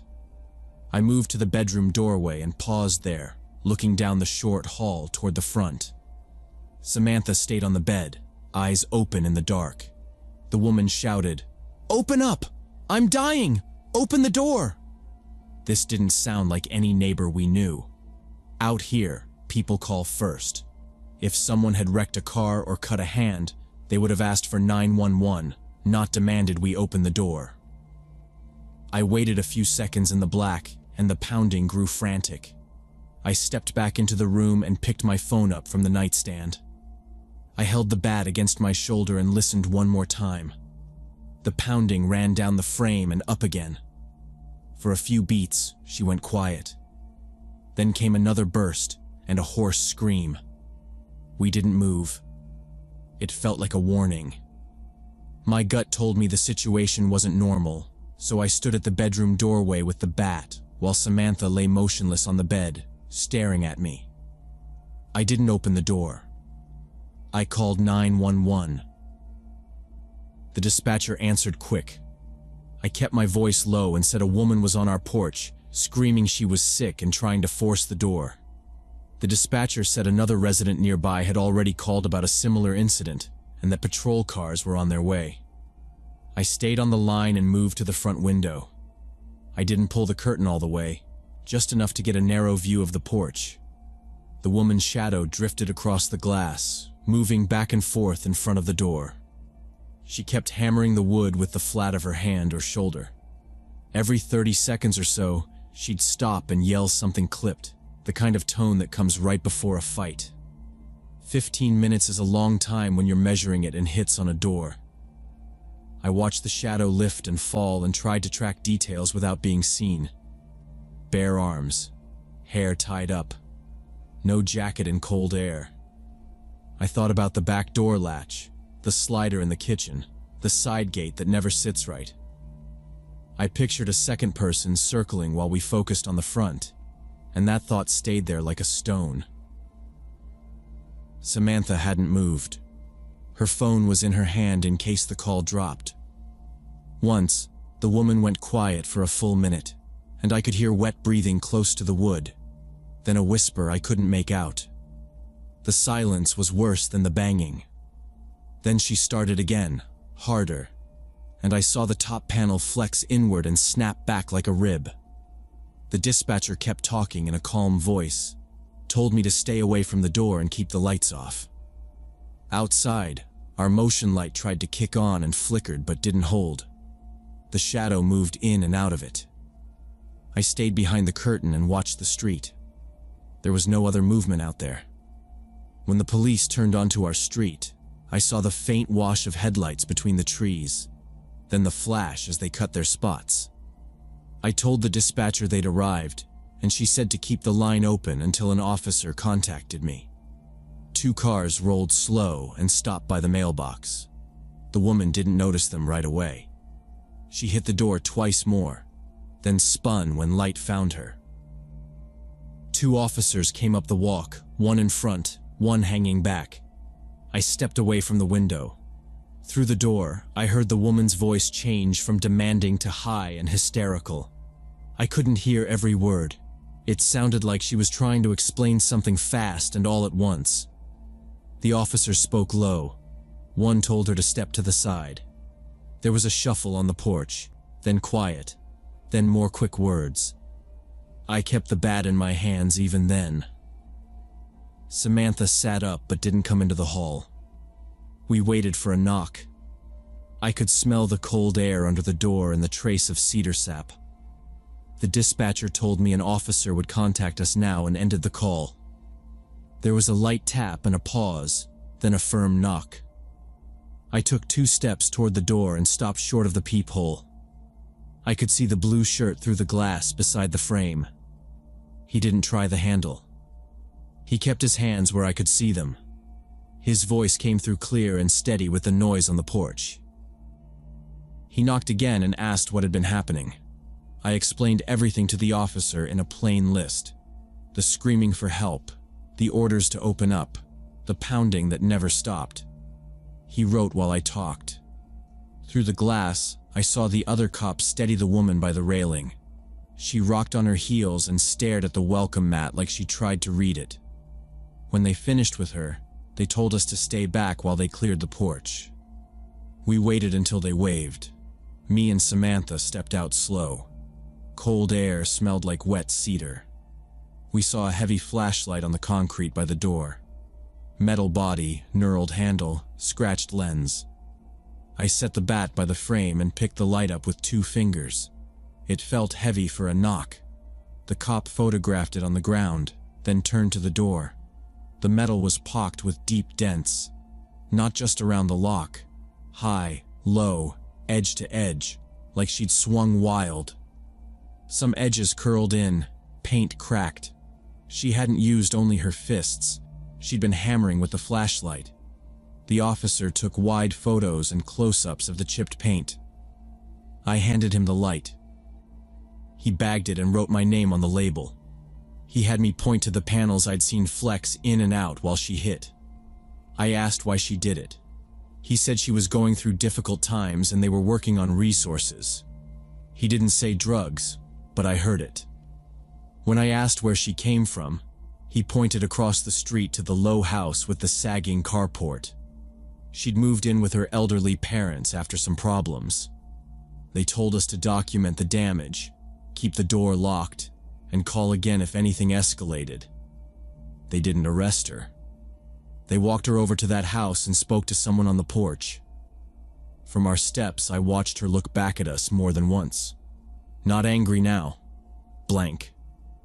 I counted dents until I lost the number. About 6 hours later, the sun was high when there was another knock. This time it was soft. 2 taps and a pause. I waited and opened with the chain on. It was the same woman. Daylight showed more. Cheeks hollow. Skin gray. Lips cracked. Hands shaking in mild air. "Sorry about last night," she said in a flat voice. "I was having a lot of problems. I can fix your door." How much would new paint cost? I told her it wasn't just paint. The metal was dented and needed real repair. She nodded like she heard something else, eyes on the hinge. "Okay, I'll find someone to do the repairs," she mumbled and turned away. She went down the path without looking back. I shut the door and locked it. Samantha asked what she said. I told her. We sat quiet, listening to cars on the main road. It's Friday, and the house feels different. Every time we leave, she appears at her front door and watches us walk to the car. No wave, no greeting. When we come home, she opens her door when she hears ours and stares across the street like she's checking a box. We park by the garage and use the back walkway to cut our time in view. We filed for a restraining order and were waiting for the report to be ready. The officer told us to log every contact. We bought a small notebook and keep it on the kitchen counter. Date, time, what happened. Most lines say the same. Watched from porch. No approach. No words. She hasn't touched our door again, but we haven't slept right since Tuesday. The smallest sounds feel big. The heater tick. A truck down the hill. I get up twice to check the locks. Samantha checks the slider. We don't wake each other. We just meet in the hall and go back to bed. For the past 3 nights, we've seen her after midnight. At first, I thought it was a tree shadow. Then I lifted a corner of the curtain and saw her near the road, 50 feet from our doorway, moving back and forth under the street lamp. Not a walk, a pace. Heels turning on the same patch of asphalt. We didn't call again because she wasn't on our property. We wrote it down in the notebook and kept watching. Once Samantha whispered, "Is she waiting for someone?" I didn't answer. The woman never looked at the house when I watched. Head down. 10 steps left. Turn. 10 steps right. Turn. Arms folded tight across herself. This morning before sunrise, she was there again. Same spot. Same pace.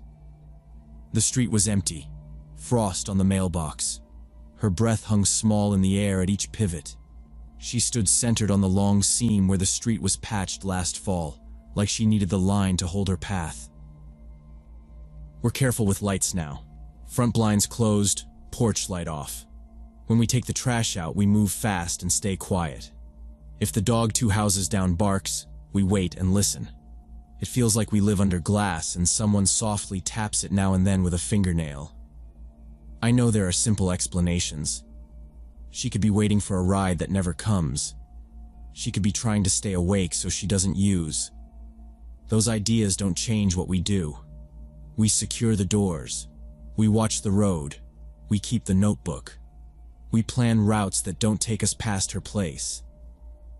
Last night, a little after 1, I checked again and saw her stop.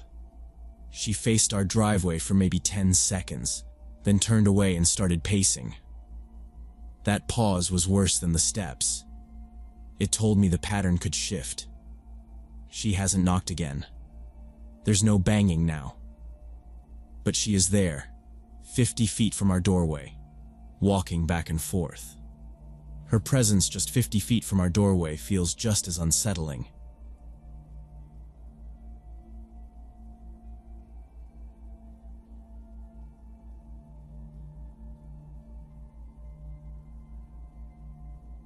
It happened in fall 2017 when I was 23 and had just moved to Portland after a bad breakup.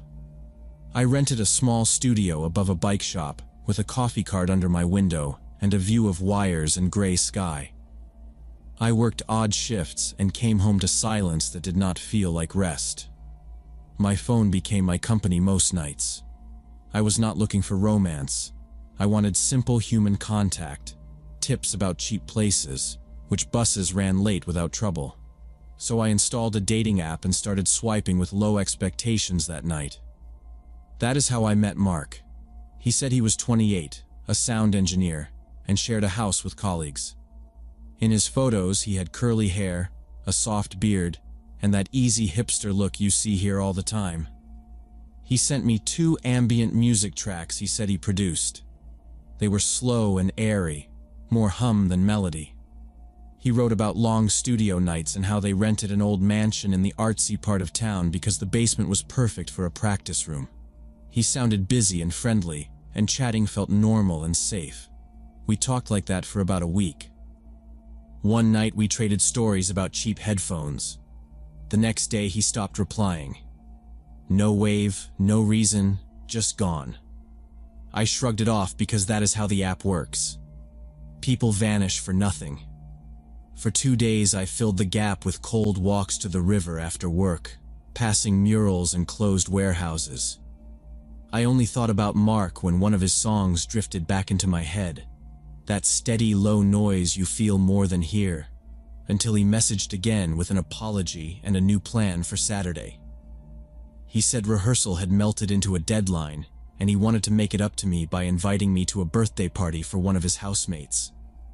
He said they all worked in the recording scene and rented an old mansion with a big porch and a backyard. There would be a grill, some live music, people from 2 small studios, and maybe a few neighbors. The way he wrote about it matched the city in my head. Old house, creative roommates, indie jobs. It sounded believable enough to consider, not a wild risk on a first meeting. I told him I preferred first meetings outdoors and asked to stay outside near the gate. He agreed right away. He said the party would be in the backyard with lights strung up, barbecue, guitars, and a small speaker. He sent a picture of a dented thrift store grill.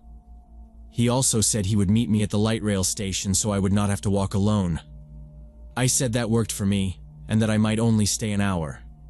He sent a thumbs up and a joke about saving me a plate near the band if needed. All week I kept the plan basic in my head. Meet at the station, walk together, stay by the fence near the street, leave before the last train. I picked a jacket with deep pockets and boots with good soles because sidewalks there bulge with roots. I saved the address he gave me and looked at the map once to set the cross street. I charged my phone, packed a small umbrella, and texted a friend the time and place. Then I tried to sleep early, but the building was noisy and the rain kept tapping on the thin window. Saturday was damp and cold. that thin kind of rain that settles on sleeves without turning into drops. The train car smelled like wet coats and tired brakes. I stood near the door with one earbud in and watched the fogged glass clear at each stop. When my station came up, I got off and checked both ends of the platform. It was pretty empty, just a couple with a backpack and a guy with a bike. Mark was not there. I checked the time and waited 5 minutes. Then a message appeared on my screen from him. Running late. He wrote that rehearsal was running late and asked me to walk to the house alone, that someone would let me through the side gate. He sent the address again with a little map pin and said it was only 3 blocks. He added, "I'll come straight out when I get there." I read it twice. I did not like walking to a house I had never seen, but the neighborhood had bars, a corner store, and late buses. I told myself I could turn around if anything felt wrong, put my phone away, and started walking under the lights. The sidewalks were slick with moss and patchy repairs. Old trees leaned over the road.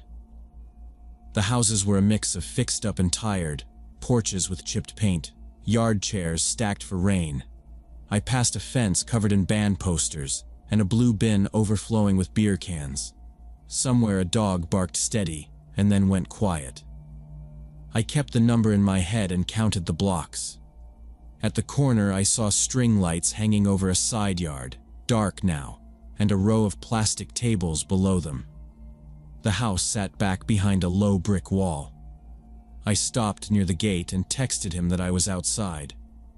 The porch light was on, but the windows were dark.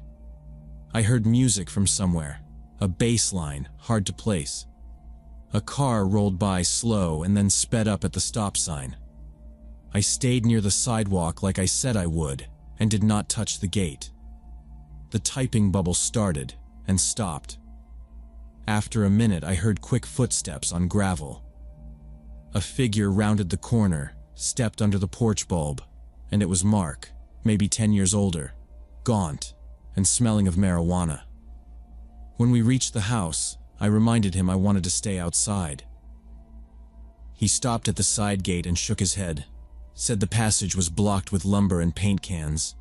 He pointed to a tarp and a stack of cinder blocks leaning into the path. "We have to cut through the house," he said, already moving toward the porch. The porch boards were wet and soft under my boots. He opened the door like he lived there, waved me in, and stepped behind me. As soon as I crossed the threshold, he swung the door shut and started turning locks. I counted 3 deadbolts, 1 chain, and a knob. Metal clicked in quick sequence. The sound was tight in the small entry. I looked at the hallway. The place did not match his vibe at all. No posters, no cables, no scuffed gear cases. It looked like a catalog home, stiff and expensive, with a mirror in a carved frame and a long runner on the floor that had no stains.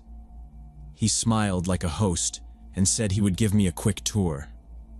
He moved room to room, talking about renovations and hard work and finally affording this. He ran his hand across a glass coffee table and named a furniture store.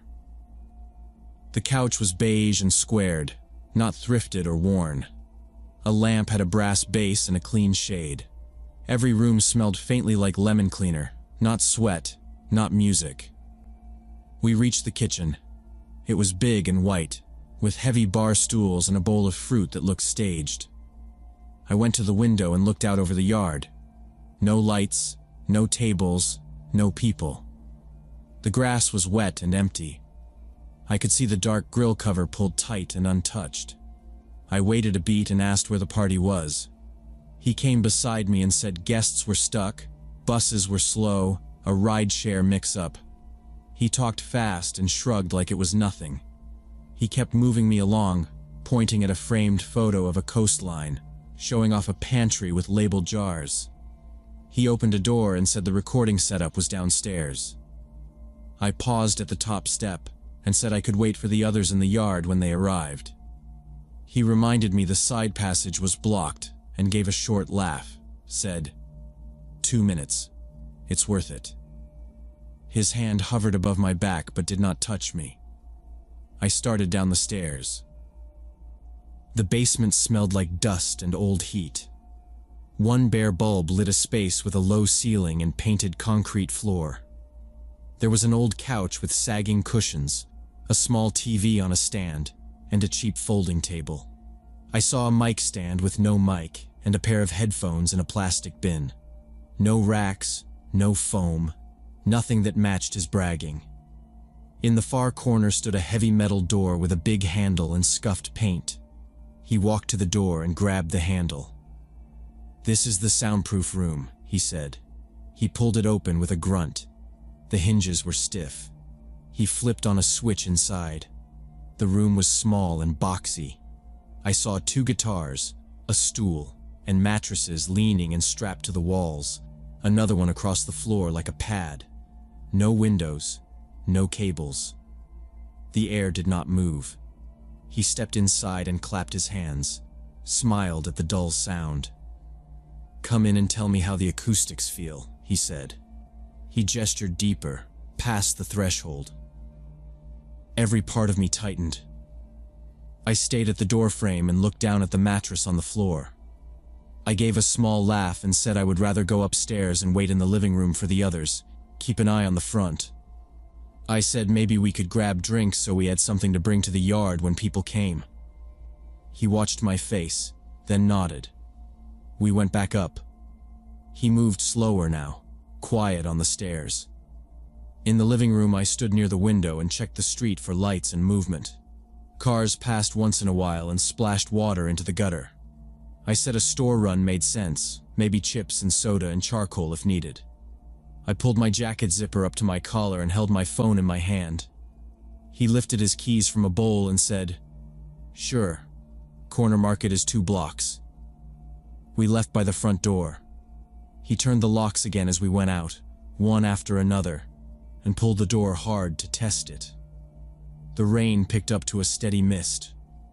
We walked side by side along cracked sidewalks and over roots. He made small talk about bands I did not know. I gave short answers and kept pace with a couple walking a dog ahead of us, just close enough to feel like part of a line. The market was bright and loud, with a refrigerator hum and a bell that rang when the door opened. He grabbed a basket and started loading a few random things: a bag of ice, paper plates, a bottle of cheap wine. I pointed across the street to a pharmacy and said I needed something quick. I would be right back. He could pay and wait for me by the window. He said, "Okay," and rolled his shoulders like he was cold. I crossed at the light and went inside. The pharmacy was warmer and bigger. A security camera screen showed small boxes moving in black and white. I walked the aisles without picking anything up and kept my head down. When I reached the end cap, I looked through the front window. Mark stood outside the market under the awning, the basket at his feet. He watched the door of the pharmacy and then checked his phone and then the door again. He kept his hood up and his chin down. I moved to a different aisle and slowed my steps, trying to think. A woman pushed a cart past me, and her kid dragged a hand along the boxes. A group of 3 people in coats headed toward the registers with bottled water and snacks. I followed them at a distance. My heart thumped high in my throat. At the doors, the group walked out into the wet air and opened an umbrella. I walked out right behind them. I raised my voice so it would carry on the street and said, "I'm leaving. Don't follow me." The group turned and looked at me, then at him. Mark's eyes went wide for a second. His mouth tightened. He stood still, then bent to pick up the basket. Rain hit the awning in a soft line. A bus pulled up and hissed. He looked at the group and then at me again. He finally turned away and walked down the block with his head low, carrying the basket back inside. I stayed near the people and waited for the bus doors to close and leave. I watched the corner until he did not reappear. Then I thanked the group and started walking toward the train, keeping to open light and other feet. I did not look back at the house when the train rolled by that neighborhood. At home, my studio felt even smaller, walls damp with heat. I locked my door and sat by the window and checked the app. Mark's profile was gone. No name, no age, nothing in my messages but mine. I set my phone down and held my keys. I stared at the blank screen until my eyes hurt. I kept the jacket on and listened to the pipes in the wall.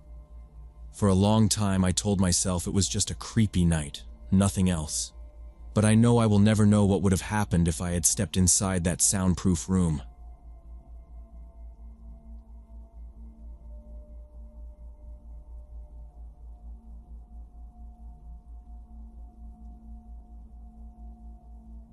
It happened last March on a Wednesday morning when I worked from home and borrowed Rachel's laptop because my dev machine was in the office. Our place on South Lamar felt quiet, just the AC humming and the drip from the kitchen faucet. I set her silver MacBook on the dining table next to my coffee and opened a fresh branch on a bug ticket. I signed into my email, pushed a small fix, and then went looking for a PDF I'd saved the week before. Her desktop was messy. Folders with names like Q21 Plan and Marketing Push covered the screen. I clicked a folder named Work Backup, thinking it might hold the PDF. Inside was another folder called DS. My brain read it as Designs, and I clicked. It wasn't Designs. It was a stack of emails exported as .eml, a spreadsheet of deliverables, and a zip labeled techflowncore.zip. The emails mentioned DataStream Corp. Subject lines like Tonight's Drop, Pricing Doc, and Roadmap V5. There were wireframes that matched what we were building.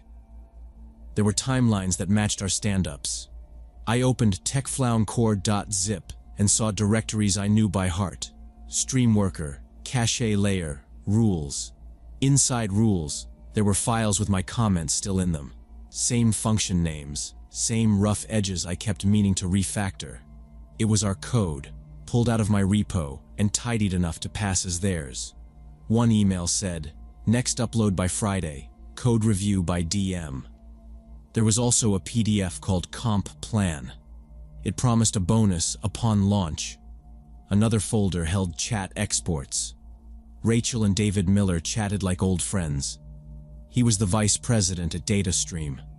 Their messages mixed work and travel. Send the comparison sheet tonight. Then a photo of the Bellagio fountain. Missed you at the gate. Then, VP Marketing, post close. There were hotel receipts, boarding passes, a selfie of Rachel in a conference room I had only seen on LinkedIn posts. I checked the dates. It had been going on for months. She used cloud shares and late-night email drops. She named files like Draft and V2 and sent them from our couch while we watched shows. I read a message where David told her, "You'll have a real team here." She replied, "TechFlow will never get me there." I stared at the screen a long time and took screenshots of everything. Finder windows, email headers, the zip tree. I copied it all to a thumb drive and a private folder in my own cloud. When she got home that evening, I asked her straight. I didn't raise my voice. I showed her one email and the zip list. She looked at it, set her bag down, and shrugged like it was an old plan getting recycled. "David offered me better opportunities than our startup ever could," she said. No denial, no apology. She brushed past me to the bedroom like I had asked about dinner. I sat at the table, stared at the coffee ring under my mug, and made a list of what she still had access to. Staging keys, sprint boards, a vendor account. I removed what I could and changed passwords where I had the right. I saved logs. I backed up my notes. I watched the cursor blink and felt the whole apartment shrink around the screen. I didn't sleep.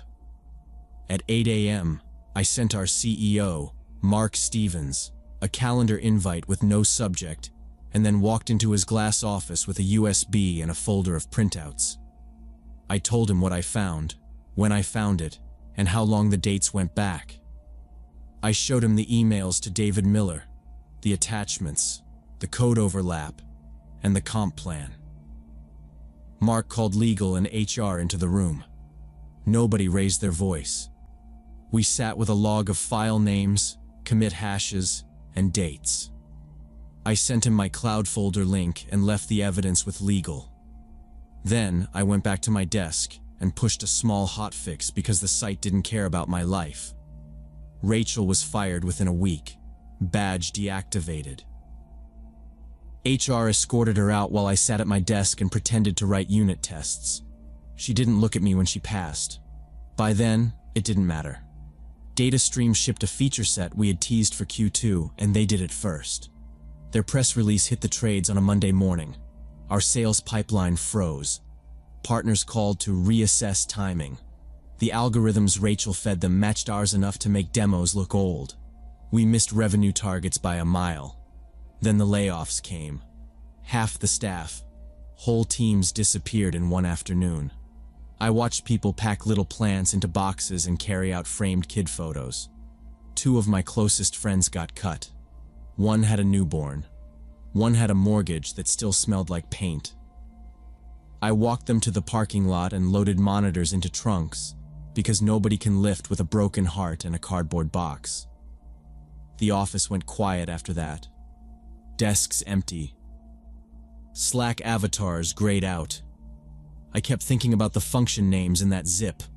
I kept thinking about a stripe of comments I wrote at 2 a.m. showing up in a competitor's demo. I wanted complete justice, something I could actually do. So I found a way to contact David's wife, Sandra. She was a financial consultant. She had no idea. I wrote her a short email from my personal account and attached screenshots of the romantic messages and photos from the trips.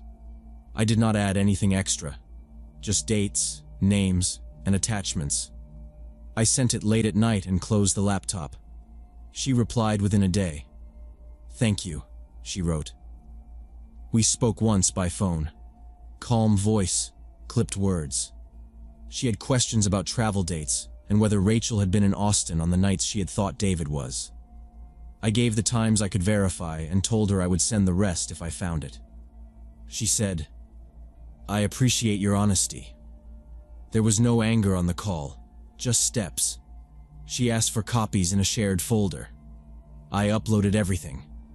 Sandra filed for divorce immediately. She demanded half of David's assets, including his stake in DataStream. I heard it from a mutual contact who handled benefits and had heard the office gossip. That same week, David stopped posting his thought leadership threads. His name was missing from a panel he had been scheduled to sit on. I kept my head down at my desk and fixed bugs and watched new badge photos pop up in Slack as cheaper replacements arrived from a staffing firm. I felt satisfied knowing that the cheaters were finally getting what they deserved after destroying so many lives. The idea of David losing everything he'd worked for gave me the same satisfaction I imagined he felt when stealing our company's future.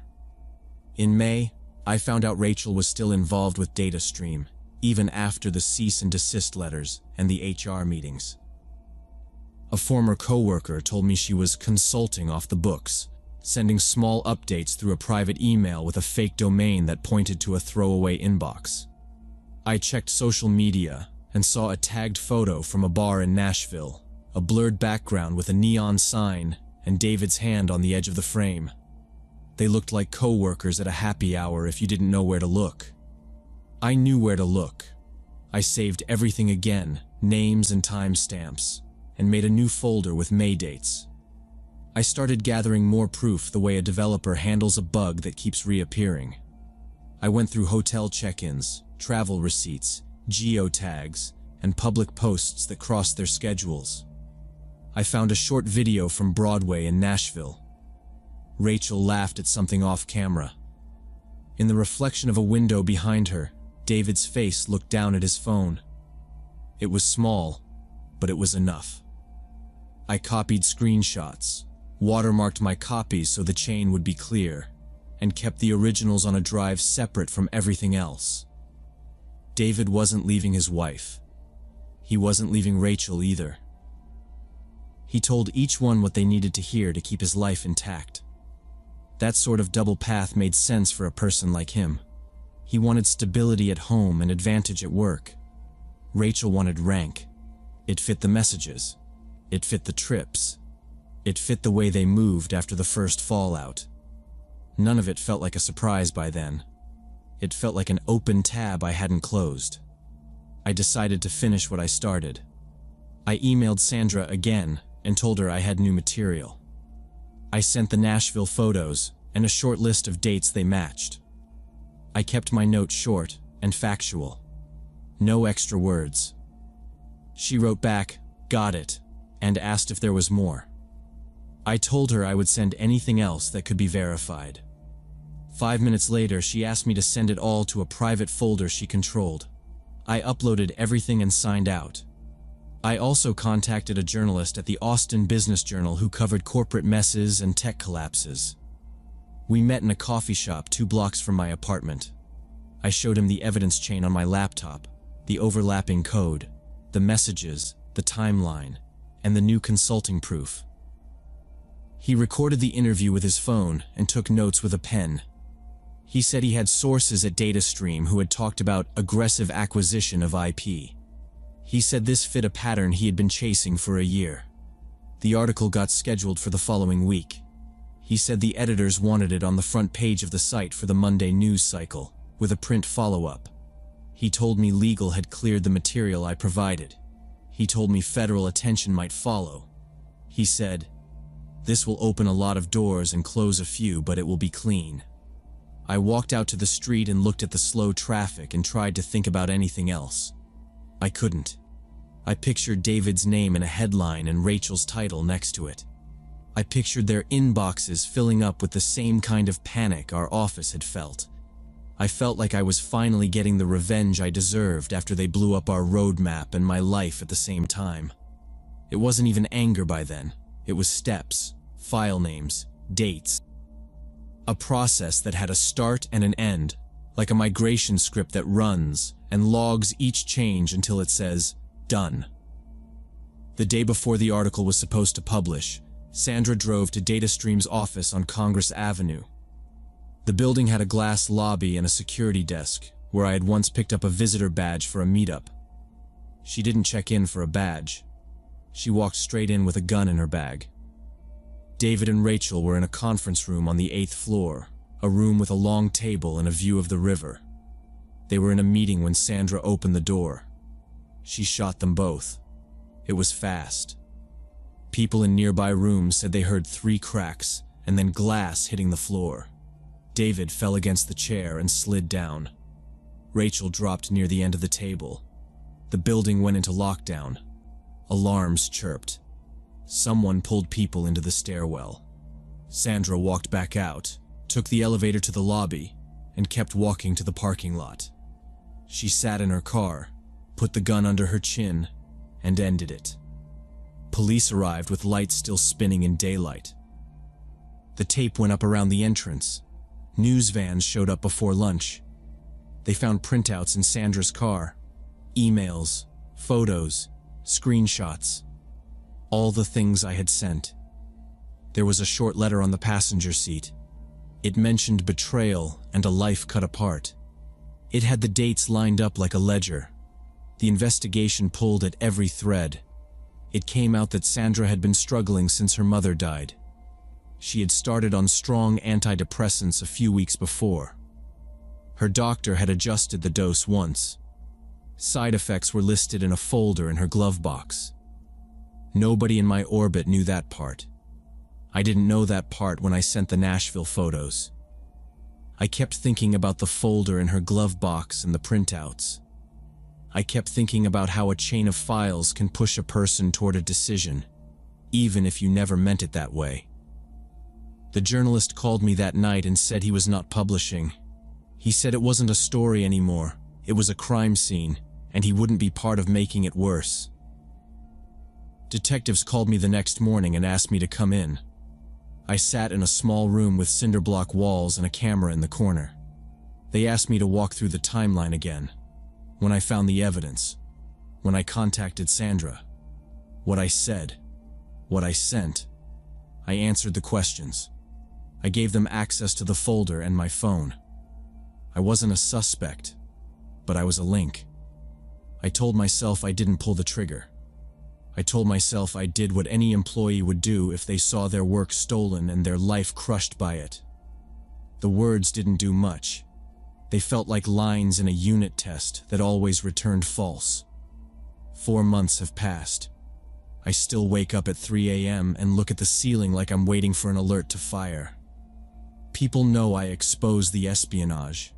They don't say anything to my face, but they move around me like I carry static.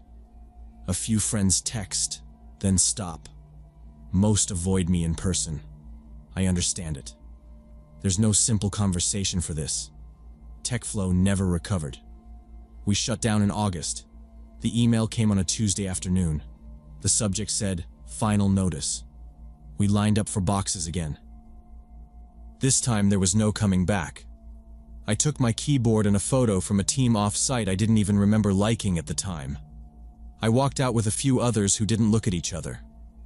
Out in the heat, the building looked empty even before they turned the servers off. I can't get a job in Austin. Recruiters take calls and then go quiet. I hear, "We went another direction," a lot. I see my name in their eyes when they connect me to the data stream story, even though the article never ran. My inbox stays clean except for spam. My bank balance slides down a little more every week. I've cut back to basics: rice and eggs, rent, my laptop. That's it. I get messages from burner accounts. They tell me to watch my back. They call me names I won't repeat. Some claim to be relatives. Some are obvious fakes. I report them when I can, then block and move on. I change passwords again. I check the peephole when someone knocks. I keep a cheap camera pointed at the front door just in case. I looked at jobs in other cities. I thought about changing careers, maybe contracting under a different name, or something outside tech where nobody cares about a launch that never happened. But I'm not sure it matters. The story moves with me, even if I move. It sits in searches. It sits in the way people ask where I used to work and why I left. Every time there's a headline about workplace violence or corporate scandals, I read the comments and wait to see my own situation mirrored back. I close the tab and tell myself I had the right to expose a crime. I tell myself I took the proper steps. I reported first. I didn't hide it. Then I think about the folder in Sandra's glove box and the glass on the conference room floor. I didn't know her breaking point. I didn't even think to ask if there was one. The question that stays with me is simple and sharp. Was my need for justice worth 3 human lives? I don't have the answer.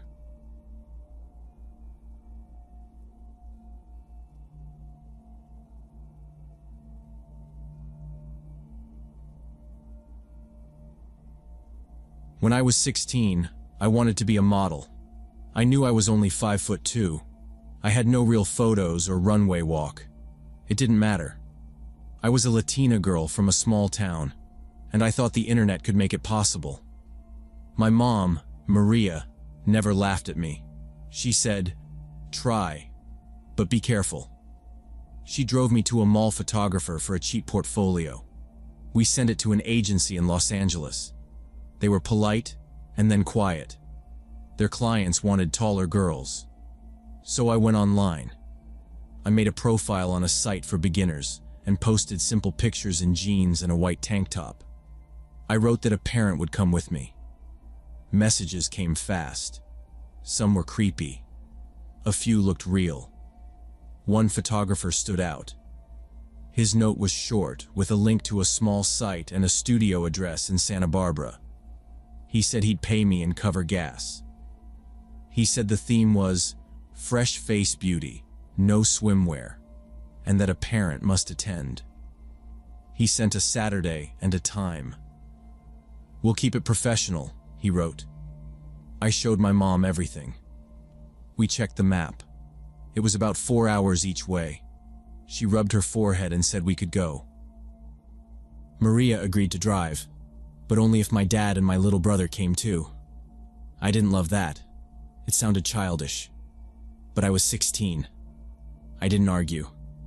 We picked a date. My dad cleaned the car. My brother packed chips. My mom packed my outfits: jeans, plain tees, a sundress, sneakers, flats. She wrote the address on paper, even with GPS. We left before sunrise. The freeway was empty. I scrolled the photographer's site in the back seat. My mom asked if I ate. My dad said he would wait outside the studio the whole time and we'd leave if anything felt wrong. I brought a small makeup bag. I told myself the nerves were normal. Santa Barbara looked clean and expensive. We got off near the edge of town, where the houses spread out. The GPS led us past a golf course into a neighborhood with tall trees and high fences. The address matched a big house with a gated driveway. No business sign. Cream walls. Dark roof. Hedges cut in straight lines. Off to one side was a separate garage converted into a studio, bigger than our home. We stopped at the gate's call box. My mom pressed the button. A woman's voice answered like she was in our car. "Hello?" My mom gave our names and time. The gate slid open slow. We drove in past a dry fountain. The studio door had a keypad and a new lock. It looked like a place where sound wouldn't get out. We parked in a guest spot. My dad stretched and scanned the fence line, the windows, the roof. My brother pointed at a lemon tree. My mom told him no. The front door opened before we could knock. A woman waved from inside, mid-40s, attractive, neat hair, gold necklace, jeans, and a blouse. She smiled like we were family. "Welcome," she said. Inside, the air was cold. The entry mirror was so clean it looked like a hole. She led us into a living room with white couches and a big rug. Coffee table books sat in a perfect square. A glass bowl held green apples. I sat on the edge of the couch. My mom kept my garment bag on her lap. Framed art on the walls, but no family photos. Everything looked staged. She told us she was the photographer's wife. He was finishing in the studio and would be in soon. She offered water. My dad said yes and didn't drink it. My brother asked for Wi-Fi. She gave him the guest password from a small card. I heard a low hum somewhere, maybe air or equipment. She sat very straight with her hands folded. We talked about the drive. She asked about my school and said their studio did a lot of lifestyle work. She said I had a good look for catalogs. Her eyes kept measuring my face. I sat taller. I felt the rug under my thin shoes. The glass table had sharp corners. When she smiled, the corners of her mouth barely moved. After a few minutes, she said we could see the studio, then stopped and said we should wait for her husband. He liked to explain his gear himself. My dad said waiting was fine. He looked down the hallway that led deeper into the house. A clock ticked softly. The whole place smelled like lemon cleaner, not food or pets. I wondered if other girls sat here and didn't breathe much. Time moved slow. My mom checked the time and her phone. The wife glanced at the front window like she expected a delivery. A heavy door closed somewhere out back, the way a trunk shuts. My dad turned his head at the sound. She didn't react. She asked if I brought flats. I nodded and touched the bag on my mom's hands. Somewhere a mower started and then cut off, like someone changed their mind. My brother sank into the couch and went quiet. My dad stood and walked 2 steps, then sat again. I noticed a camera above the entry and another by the hall. The studio door outside stayed shut. I rubbed my wrists and tried not to fidget. The wife checked her watch without meaning to. A phone buzzed on a counter and stopped. Nobody moved toward it. It felt too quiet. I looked at the doorway and saw a shadow cross the hall. Footsteps got closer, steady like a metronome. I pressed my hands together to keep my legs from bouncing. The wife stood as the steps entered the room. The husband appeared. An ordinary-looking man about 45. Nothing remarkable about him. His wife kept moving around the living room with a laundry basket. She folded shirts on the arm of a chair, paired small socks, smoothed dresses with her palm. I noticed tiny leggings with unicorns and a t-shirt with a cartoon dinosaur. There were no kids' voices, no toys, no school photos on the walls. She never mentioned children. She smiled and set a neat stack on a shelf, then picked up more, like it was the most normal thing. The photographer asked us to follow him to his office for paperwork. The office smelled like printer ink. There was a wide desk with 2 monitors, a laser printer, a tray of forms with tabs, and a metal stapler.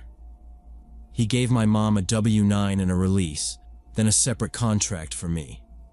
He used a black pen and wrote my legal name, date of birth, and rate. He explained usage rights in a calm voice.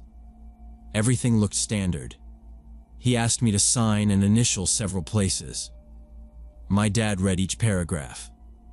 The only strange part was a line where he asked if I wanted to use a pseudonym. He said some models prefer that for branding. I was 16. I didn't see why I would need a stage name for basic photos. I said no. He nodded like it was nothing. When we finished, he led us out back to the converted garage. The studio was clean and cold, with floor-to-ceiling backdrops on a rail, seamless paper in white and gray, racks of plain clothes and accessories in plastic sleeves, and a table with clips, lint rollers, hairpins. 2 soft boxes stood on heavy stands. A boom arm hung overhead with a light and a big diffuser. A laptop was tethered to a camera on a tripod. Another camera sat on a shelf with a long lens. It looked like a real studio where people did real work. For a second, I felt proud just to be there. He told me to change into what I brought first, simple jeans and a tee, and we'd start on the white backdrop. I changed in a small dressing corner behind a folding screen. The floor was swept. There was a full-length mirror and a stool. I could hear the low whir of a fan and the click of the tripod. My hands shook when I tied my hair back. My only modeling before this was my older sister taking pictures on her phone next to our back fence. I stepped out, and he smiled in a quick way and raised his hands like a frame. He looked at my family and said, "Teenagers usually get shy when relatives are watching the shoot. Could you wait outside?" It sounded reasonable. My dad looked at me. I nodded. He put a hand on my shoulder and said in Spanish, "Si algo va mal, grita. Estamos aquí mismo." They moved just outside the studio door, still on the property, by the lemon tree. I could see a slice of sunlight through the open side door. The photographer closed the interior door to the house and turned the key part way, like to block drafts. He started with simple poses. Chin down. Look here. Relax your hands. He adjusted the soft boxes, stepped close to move a loose piece of hair, then stepped back. After a few shots, he said, "You can pull down your collar a little. If something extra gets in the frame, I'll remove it during editing." He said it casual, like weather talk. My skin crawled. I tugged the shirt up instead. He wasn't angry. He just changed angles. He told me to turn my hips. "More curve," he said softly. The light felt hotter. I could hear my dad's shoes scuff outside when he shifted his weight. I asked for a break. My voice sounded too small to me, but he heard me and lowered the camera. He walked to the laptop and said we could review. He scrolled through thumbnails. The images looked flat and grainy. The focus was soft. My sister got sharper pictures on her phone in noon sun. The compositions were odd, my face cut in half, the frame drifting down my chest. He said, "First round is just to warm up." He looked at me and asked if I was ready to continue. I said I needed to check with my parents. He clicked his tongue like he remembered something and nodded. He said, Of course. He unplugged the tether cable and set the camera on the tripod head. He didn't open the door. I did. The air outside felt different. My mom stood up right away when she saw my face. I leaned toward her and said I wanted to leave right now. No story. No extra words. She didn't ask why. She put her hand on my back and said, "We have a long drive." She looked over my shoulder and told the photographer we'd have to cut it short. He held his hands up a little and said he understood. He didn't argue. He asked if we wanted to reschedule.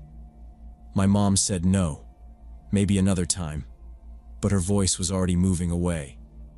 We packed fast. I changed back into my jeans behind the screen with shaking fingers. I heard the wife in the house, walking somewhere, drawers sliding, a washing machine beeping. My dad carried my bag. My brother put the chips in the car.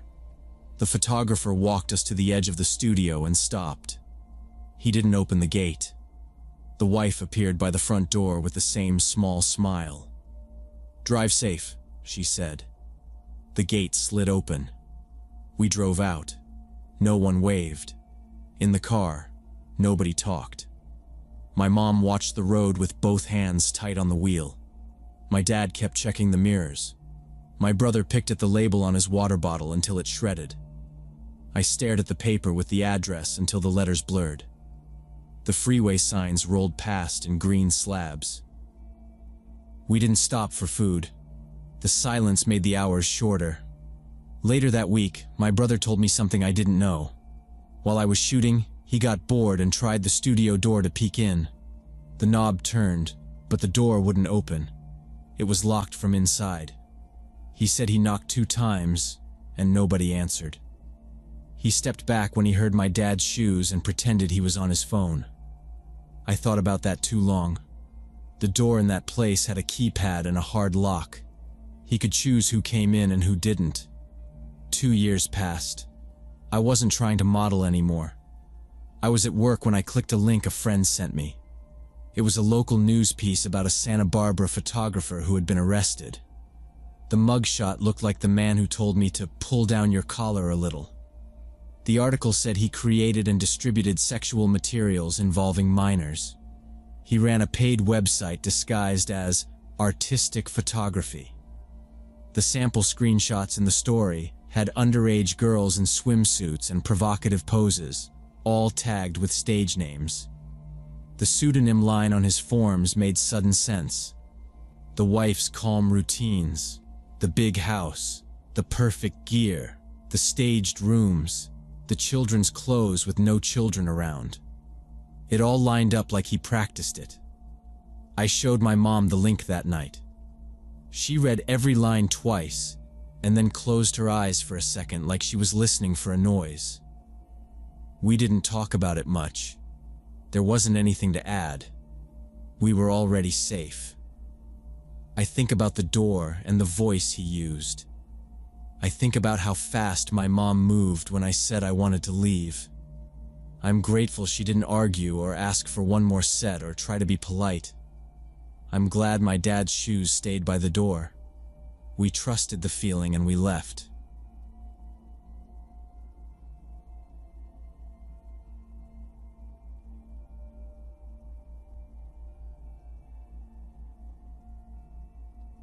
When I was 14, I lived with my mom and my little brother in a rented 1-story house in a working-class neighborhood in Nevada. Our street was sun-bleached during the day and louder at night when the swamp cooler groaned and dogs barked. We had a small yard with a chain-link fence, a cracked driveway, and a bathroom window that never closed right unless you shoved the latch with a butter knife. Mom worked double shifts at the plant off the highway, so after school it was just us, locking the door, heating leftovers, and finishing homework at kitchen table. That summer, a guy moved in next door. He told us his name was Ray. He was skinny with a long neck and a faded baseball cap. He waved from his porch and offered to help trim our weeds or fix the sagging gate. He said he knew a cheap way to patch a porch light that flickered. He leaned on the chain link and talked about the heat and rent. He seemed friendly, always smiling, but his eyes looked tired. We didn't know him. Just another renter passing through. Or that's what we thought. He kept to himself mostly anyway. Our routine barely changed. We kicked off our shoes by the door, opened the fridge, and argued about leftovers. We kept a tablet on the kitchen table to watch videos while we ate. The charger sat plugged in behind the salt and pepper. One Thursday after school, I put my backpack down and reached for the tablet without looking. My hand hit empty wood. I froze. The charging cord lay there like a dead tail. The tablet was gone. I thought my brother had moved it. He shook his head. We checked under the mail pile. The tablet was gone. Something felt wrong in the room. We walked the house slowly, touching nothing. Nothing looked smashed. The back door was still locked. The sliding glass door stuck like always. In my room, my headphones were missing from the dresser. The zipper pouch in my backpack felt too light. In Mom's room, her top drawer was pulled out an inch. Her small jewelry box sat at a new angle. In the bathroom, the window over the tub was open a few inches for air. The plastic latch was bent like someone forced it. On the bath mat was a half shoe print in gray dust. Just sitting there. I called Mom at the plant. She came home early, still in her hairnet and work shirt. She checked her purse and said cash was missing, small bills she kept for gas. She backed out of the bedroom without touching anything and told us to wait on the porch. She dialed 911 from the kitchen. The first officer had a sunburned neck and a short-sleeve uniform. He shined a small flashlight across the sill and tile. A second officer wrote in a notebook at the table and asked what was missing. They focused on the bathroom window and the latch. They checked the yard, the alley, and the fence line for footprints. They dusted the window frame, the jewelry dish, and a couple of doorknobs with black powder from a little jar. The officer said not to get our hopes up about prints. He said whoever did this slipped in fast through the bathroom, took easy stuff to pawn, and left the same way. He told Mom to put a dowel in the slider and get a better window latch. After they left, the house felt smaller, louder, and strange, like it was holding its breath with us inside. The officers suspected local drug addicts who hit houses for quick cash between fixes. They said they would increase patrols in our area for a while, and told Mom to think about an alarm system, even a cheap one with a loud siren. The next day was an early release at school, so I got home around 2. The sun sat hard over the street. My brother had stayed for tutoring because he was behind in algebra. My cousin had gone with her aunt to a doctor's appointment. I unlocked door and stepped into the kind of quiet that listens. The note by the switch still read, "Lock windows." The bowl of keys sat on the counter with the same dented keychains. I walked the short hallway and checked the bathroom window out of habit. It was shut and latched tight. I dropped my backpack by the couch and sat where I could see the front door and the little entryway. I opened a mobile game to pass time until Mom called. A delivery truck hissed at the corner and moved on. Then a floorboard creaked from the hallway, the long board near the front we all knew by heart. I stayed still and listened. Another creak came from near the front door, the kind wood makes when weight shifts. I put my phone face down on my knee. Dust hung in a strip of light between the curtains. I stood up slow. I looked at closet by the front door, the narrow one where we kept the vacuum, the mop, and winter coats nobody needed in June. The door was shut. A metallic click came from inside, like a hanger bumping the knob. My brain counted people. Brother at tutoring, cousin with her aunt, Mom at work, door locked. The closet knob turned a fraction, then stopped. The door opened slow, almost polite, and a shadow edged out first. Then a man stepped into the living room light, leaning forward like he was bracing for a fall. It was Ray. He had been inside the closet by our front door. Up close, he looked wrecked. Cheeks sunken, eyes bloodshot with red threads, collar dark with sweat. His cap was gone, his belt bent inward on itself. His hands twitched and shook, fingers vibrating like they belonged to somebody else, shaking like he had a fever right there in front. His age was hard to tell because of how sick he looked, but I knew he was around 30 from the day he moved in. For a few seconds we stared at each other like the room was frozen. He looked past me, toward the hallway, like he had expected an empty house and a quiet path to the bathroom window. Then he smiled in a wrong way, thin and slow, like he was practicing. He stepped closer with small shuffling steps. I stayed on the couch cushion and didn't move. His shoulders were narrow under a dirty t-shirt. His breath smelled like old smoke and sour coffee. His fingers opened and closed like he was warming them. Then he reached out and grabbed my shoulders. His hands were hard and bony. He leaned in until I could see a red scratch on his jaw. "You're such a pretty little thing," he whispered. His voice sounded dry, like paper rubbing. I tried to twist away, but he tightened his grip, and my back hit the cushion seam. The room went very small around his face. I looked at the path to the door. It was 3 steps to the entry, then 2 more to the latch. His thumbs pressed down into my collarbone. I let every muscle fall loose. I dropped like my bones were gone. His hands slipped up toward my neck as my body went slack, and I slid off the couch to the rug. The shock made him ease up for a second, just enough. He bent down fast to get a better hold on my arm. I pushed my palms into the carpet and drew my knees in tight under me. While his head dipped, I kicked upward with everything I had, aiming between his legs. My heel connected hard. A dry thud hit the room, then a wet groan came out of him.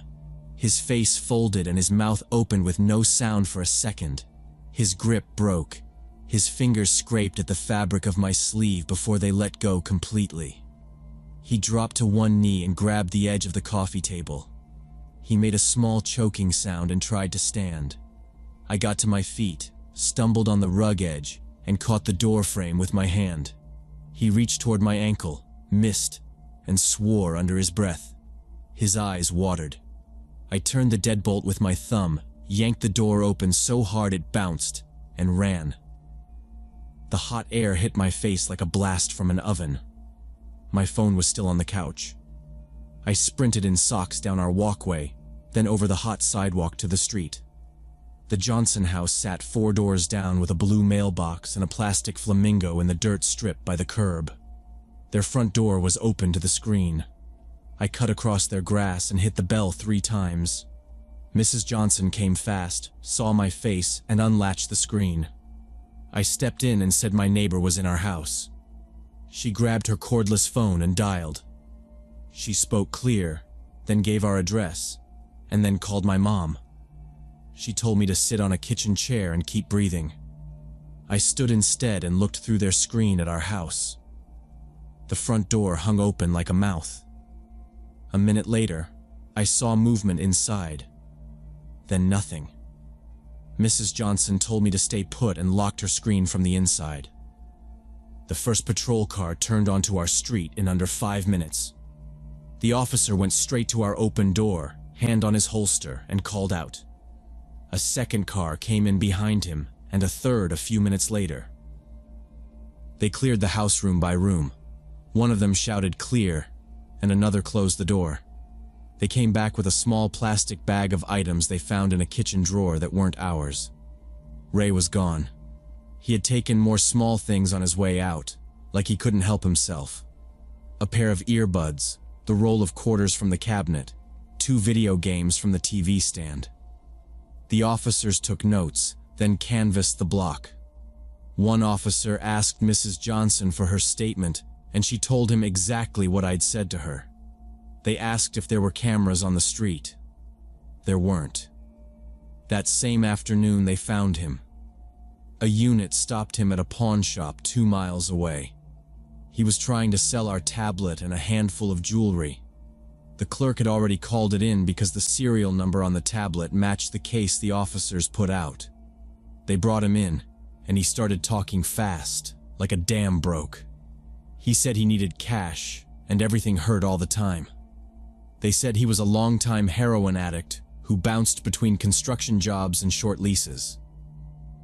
He admitted he had been watching our house for weeks. He knew when the plant shift started. He knew our Thursday early release. He had sat on his step with a soda can and watched who went in and out of our door. He knew about the bathroom window that stuck, and the way our car sounded at the corner. The detective who came by in the evening wore a plain polo and carried a folder. He said the story got worse. Ray had taken our spare key once, the one we kept under the doormat when we first moved in. He slid it out while pretending to tie his shoe and used a grinder at a friend's place to make a copy. Then he put the original back. He had used the copy to enter 2 other times, slow and quiet. Hearing that made the house feel like a stage built out of cardboard. The detective showed us a photo of a key wrapped in electrical tape that they found in Ray's pocket. He told Mom to change every lock and get a chain for the interior. He said not to leave keys outside again, not even for a day. He asked me to repeat the whole sequence from the moment I heard the floorboard to the moment I ran. At his arraignment, Ray looked smaller under the lights. He kept his eyes down while the list of charges was read. The public defender put a hand on his arm. There was a hearing, then a trial date. I gave a statement in a side room and answered the same questions 3 ways. When it was time, I took the stand for only a few minutes. I described his hands on my shoulders and the words he said in our living room. The prosecutor focused on burglary, unlawful entry, and attempted assault on a minor. The pawn tickets and the items recovered did most of the work. The jury didn't take long. The judge gave him a long sentence based on repeat offenses and the fact that he targeted a child home alone. He stared at the table and nodded once like a person who finally stopped running. The bailiff led him out through a side door. After that night, I didn't sleep in my room for almost a year. I pushed my dresser in front of the door for weeks. I jumped at pipes in the mail slot. Mom installed an alarm system with a loud siren and a bright keypad by the entry. My brother learned to check every latch twice without being asked. We changed the route we walked to school and never posted our schedule anywhere. Time helped some, but I stayed cautious. I checked the closet before I sat down. I watched porches and alleys when I passed them. When I finally moved back into my room, I kept a flashlight on the nightstand and a baseball bat under the bed.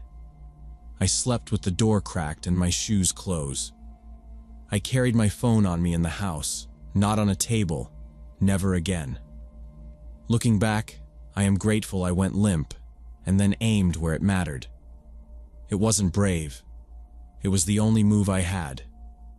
The way he studied our street stayed with me the most. He didn't break a window and run. He planned. He learned our hours. He waited for the day when the house looked empty and the latch looked weak. Danger lived next door and watched us like TV. I still think about the creak of that one floorboard and the click of the closet knob. Those sounds sit in my ear when a room goes quiet. I pay attention to small noises and broken latches. I don't leave windows cracked when I leave. I don't keep keys under mats or in fake rocks. Instincts are simple, but they are fast. Sometimes your instincts are all you have to rely on. The whole experience taught me that danger can literally live next door, watching and waiting for the right moment.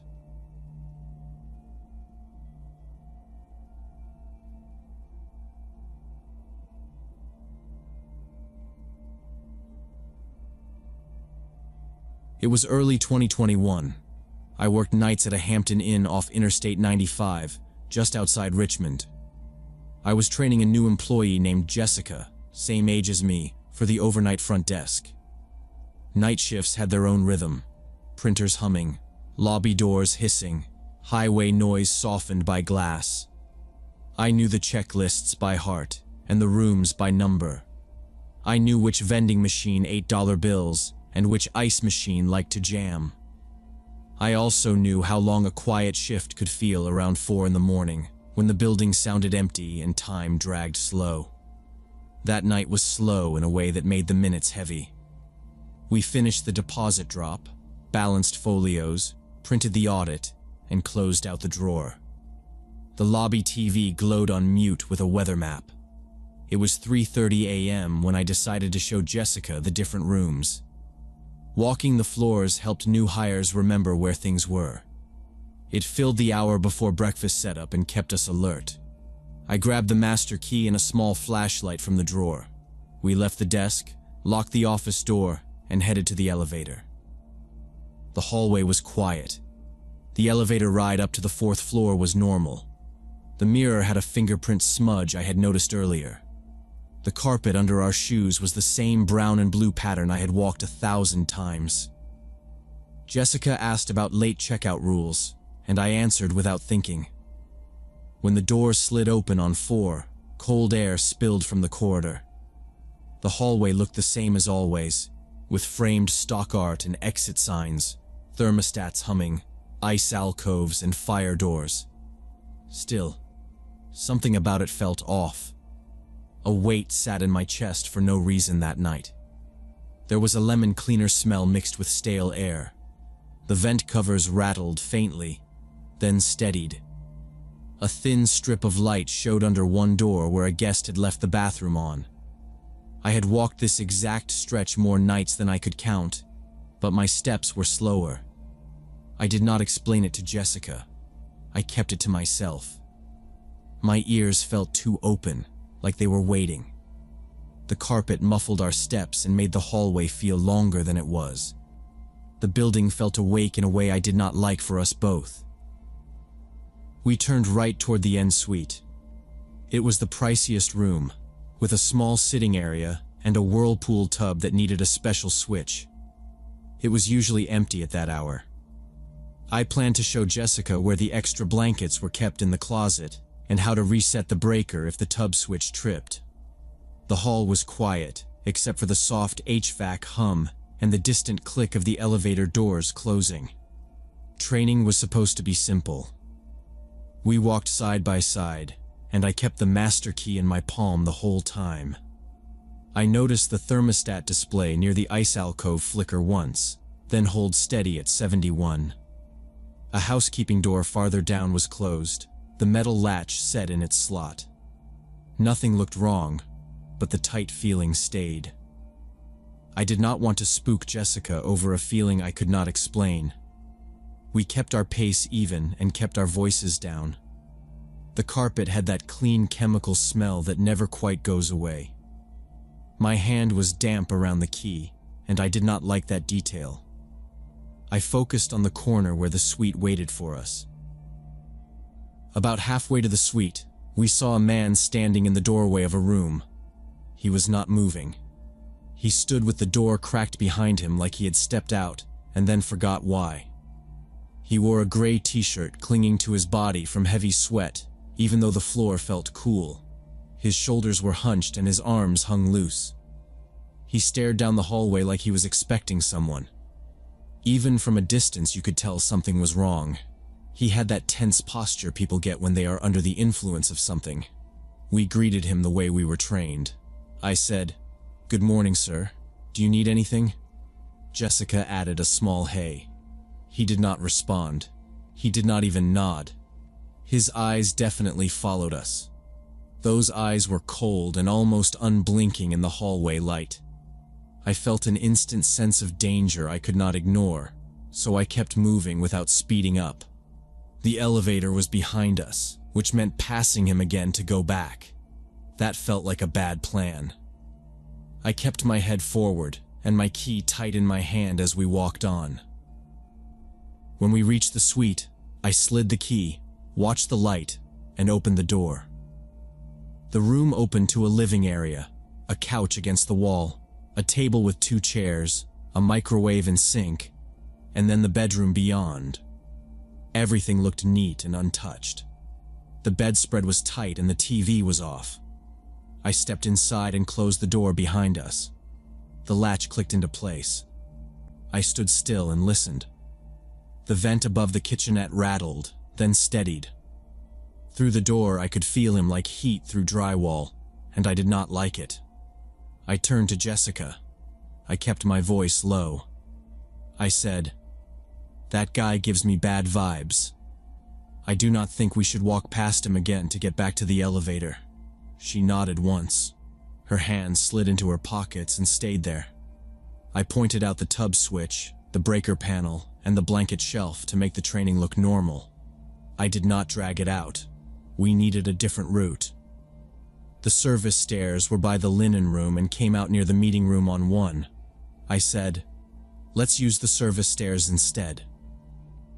She nodded, and we left the suite. I opened the door and stepped into the hallway. The man wasn't in his doorway anymore. He stood in the middle of the corridor, planted, facing us. He didn't talk. He just stared. Sweat had soaked his shirt. The hallway felt narrow. I didn't break stride. He tracked us like he was measuring distance. We aimed for the service stairs at the end. I leaned toward Jessica and whispered, "When we get to the stairwell, take off your shoes. We're going to run down and exit through the back door." She nodded once. We kept walking like nothing was wrong. His head tilted a little, as if he heard my voice. The exit sign glowed above the metal door. I pulled it open, and we slipped into the stairwell. The hinge thumped shut. I locked the handle out of habit. We took off our heels and left them on the landing. The concrete was cold through our socks. "Go," I said. We ran. One hand on the rail, 4 flights, legs burning, breath loud. We pushed the bottom door, hit the service corridor, and shoved through the back exit into the parking lot. We ran across the asphalt past the laundry vent and rounded the corner by the dumpsters. The lot was empty except for a few cars under the lights. We cut along the wall to the front entrance. The sliding doors opened. We crossed the lobby and went behind the desk. I keyed us into the administrative office and locked it. I closed the blinds on the window. We stood still and listened. HVAC, ice machine, vending. Nothing else. I slid the bolt and checked the second lock. My hands shook, but I pulled the monitor cart close and woke screens. The cameras came up in a grid. Lobby, hallways, stair landings, exits, the lot, and the back door we used. I rewound the 4th floor feed to the moment the stairwell door shut behind us. He moved as soon as we were gone. He walked toward the door at a steady pace, not fast, not slow. He put his ear to the seam and stayed there. Then he tried the handle. It didn't open. He stood again, shoulders lifted, chin tilted, listening to the shaft. Sweat shone on his face in the frame. Then he turned and headed for the elevator.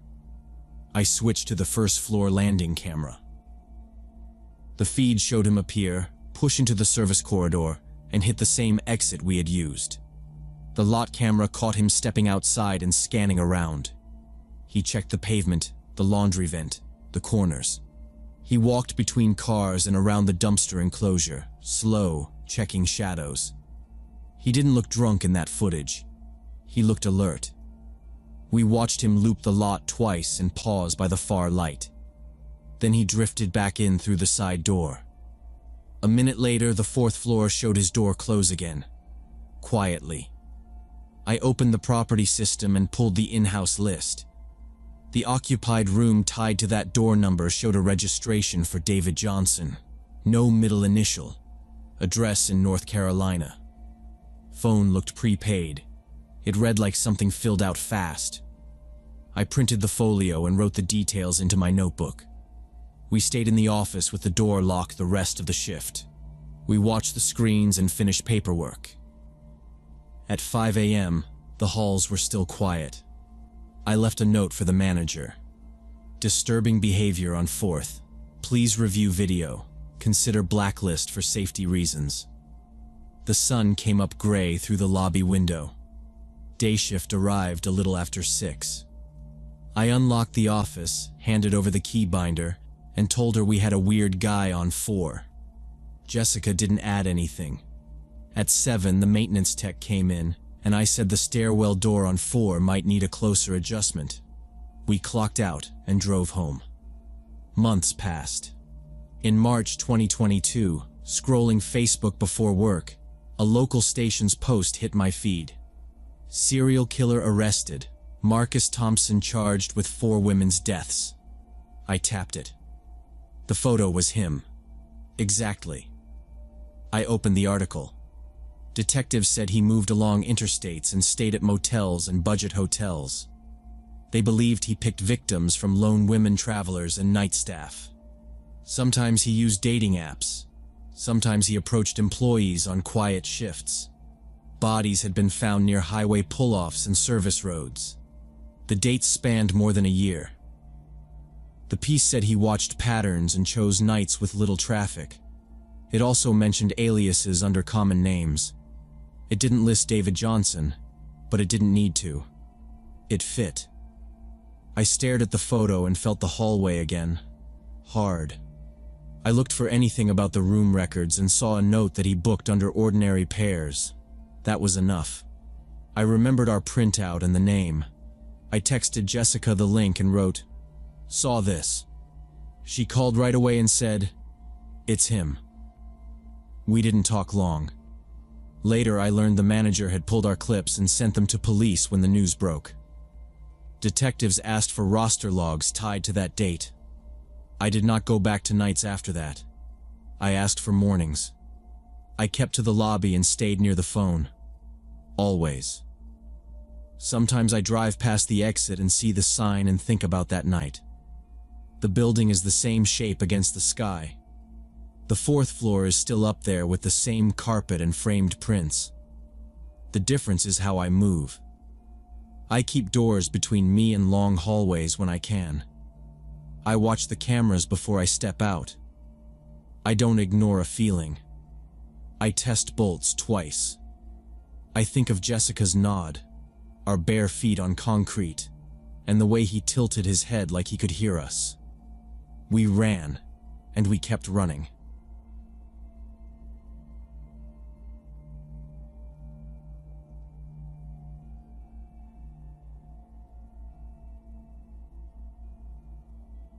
I'm 30 now, but this happened 4 years ago in Phoenix when I was 26. I lived in central Phoenix and waited tables at an all-night diner with a buzzing pie sign. That Saturday, midnight, I walked home in black jeans and a blue t-shirt, shoulder-length red hair, 140 pounds. The streets were empty, which was normal on weekends in my area. I'd gotten used to walking at night. I kept my head up, no headphones, and watched corners, alleys, parked cars. In all my years there, nothing serious happened to me. I figured staying alert would keep me safe. 20 minutes if the crosswalks cooperated, a little longer if they didn't. I passed a nail salon with sun-faded posters, a laundromat with a humming machine, and a liquor store with bars welded over the glass. A window upstairs dripped onto the sidewalk. A dog barked behind a gate. Quiet. My shadow broke and reformed under the orange streetlights. The asphalt held the day's heat. Fryer oil clung to my clothes from work, a smell I barely noticed anymore. A bus rattled by empty, driver hunched over wheel. I crossed early when it looked safe and kept a steady pace. The neighborhood looked in between. Not nice, not bad, tired. Small houses with desert yards, few saguaros, then stretches of bare dirt. One porch light flickered, another burned steady. A flag clacked at the schoolyard, then fell quiet. A furniture store sat behind glass, couches like dark shapes against wall. I didn't plan to stop anywhere. The grocery by my place closed at 10. My building sat behind it, beige stucco, Metal stare that rang if you ran. I pictured door in the peephole. I kept hands free, phone in my pocket, and counted intersections. 3, then 2. Feet sore but manageable. A cyclist came up behind without lights, passed and didn't look back.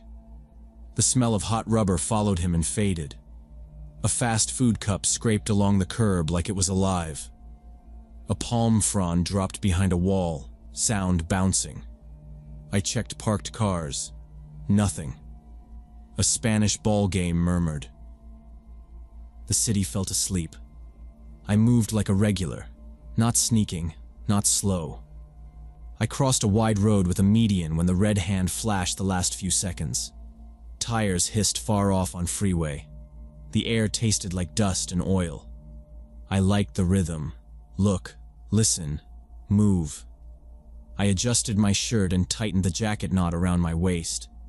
I thought about coffee refills, split checks, and the guy who sent back his eggs twice and tipped $2.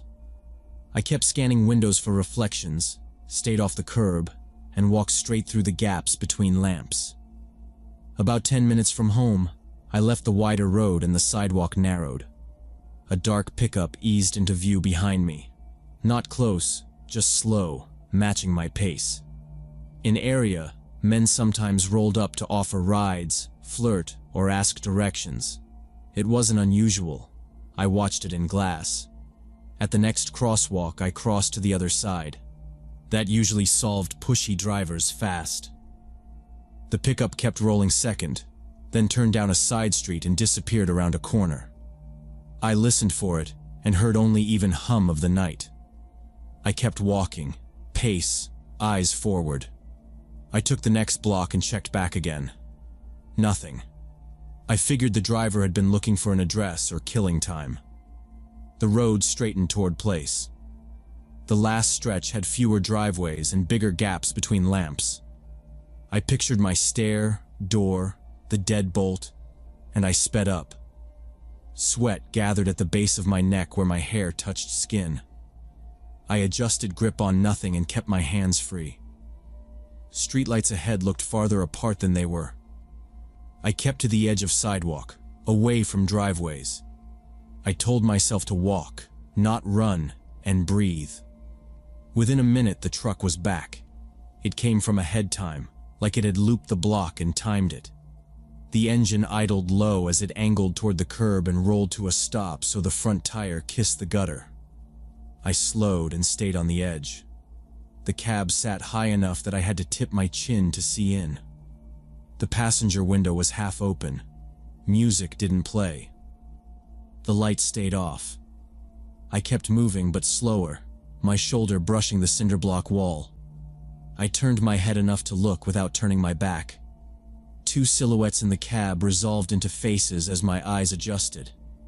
The driver gripped the wheel at 10 and 2. The passenger leaned an elbow on the door. I could see forearms, short sleeves, haircuts, nothing sloppy. No one spoke. The engine's low idle filled the space between us.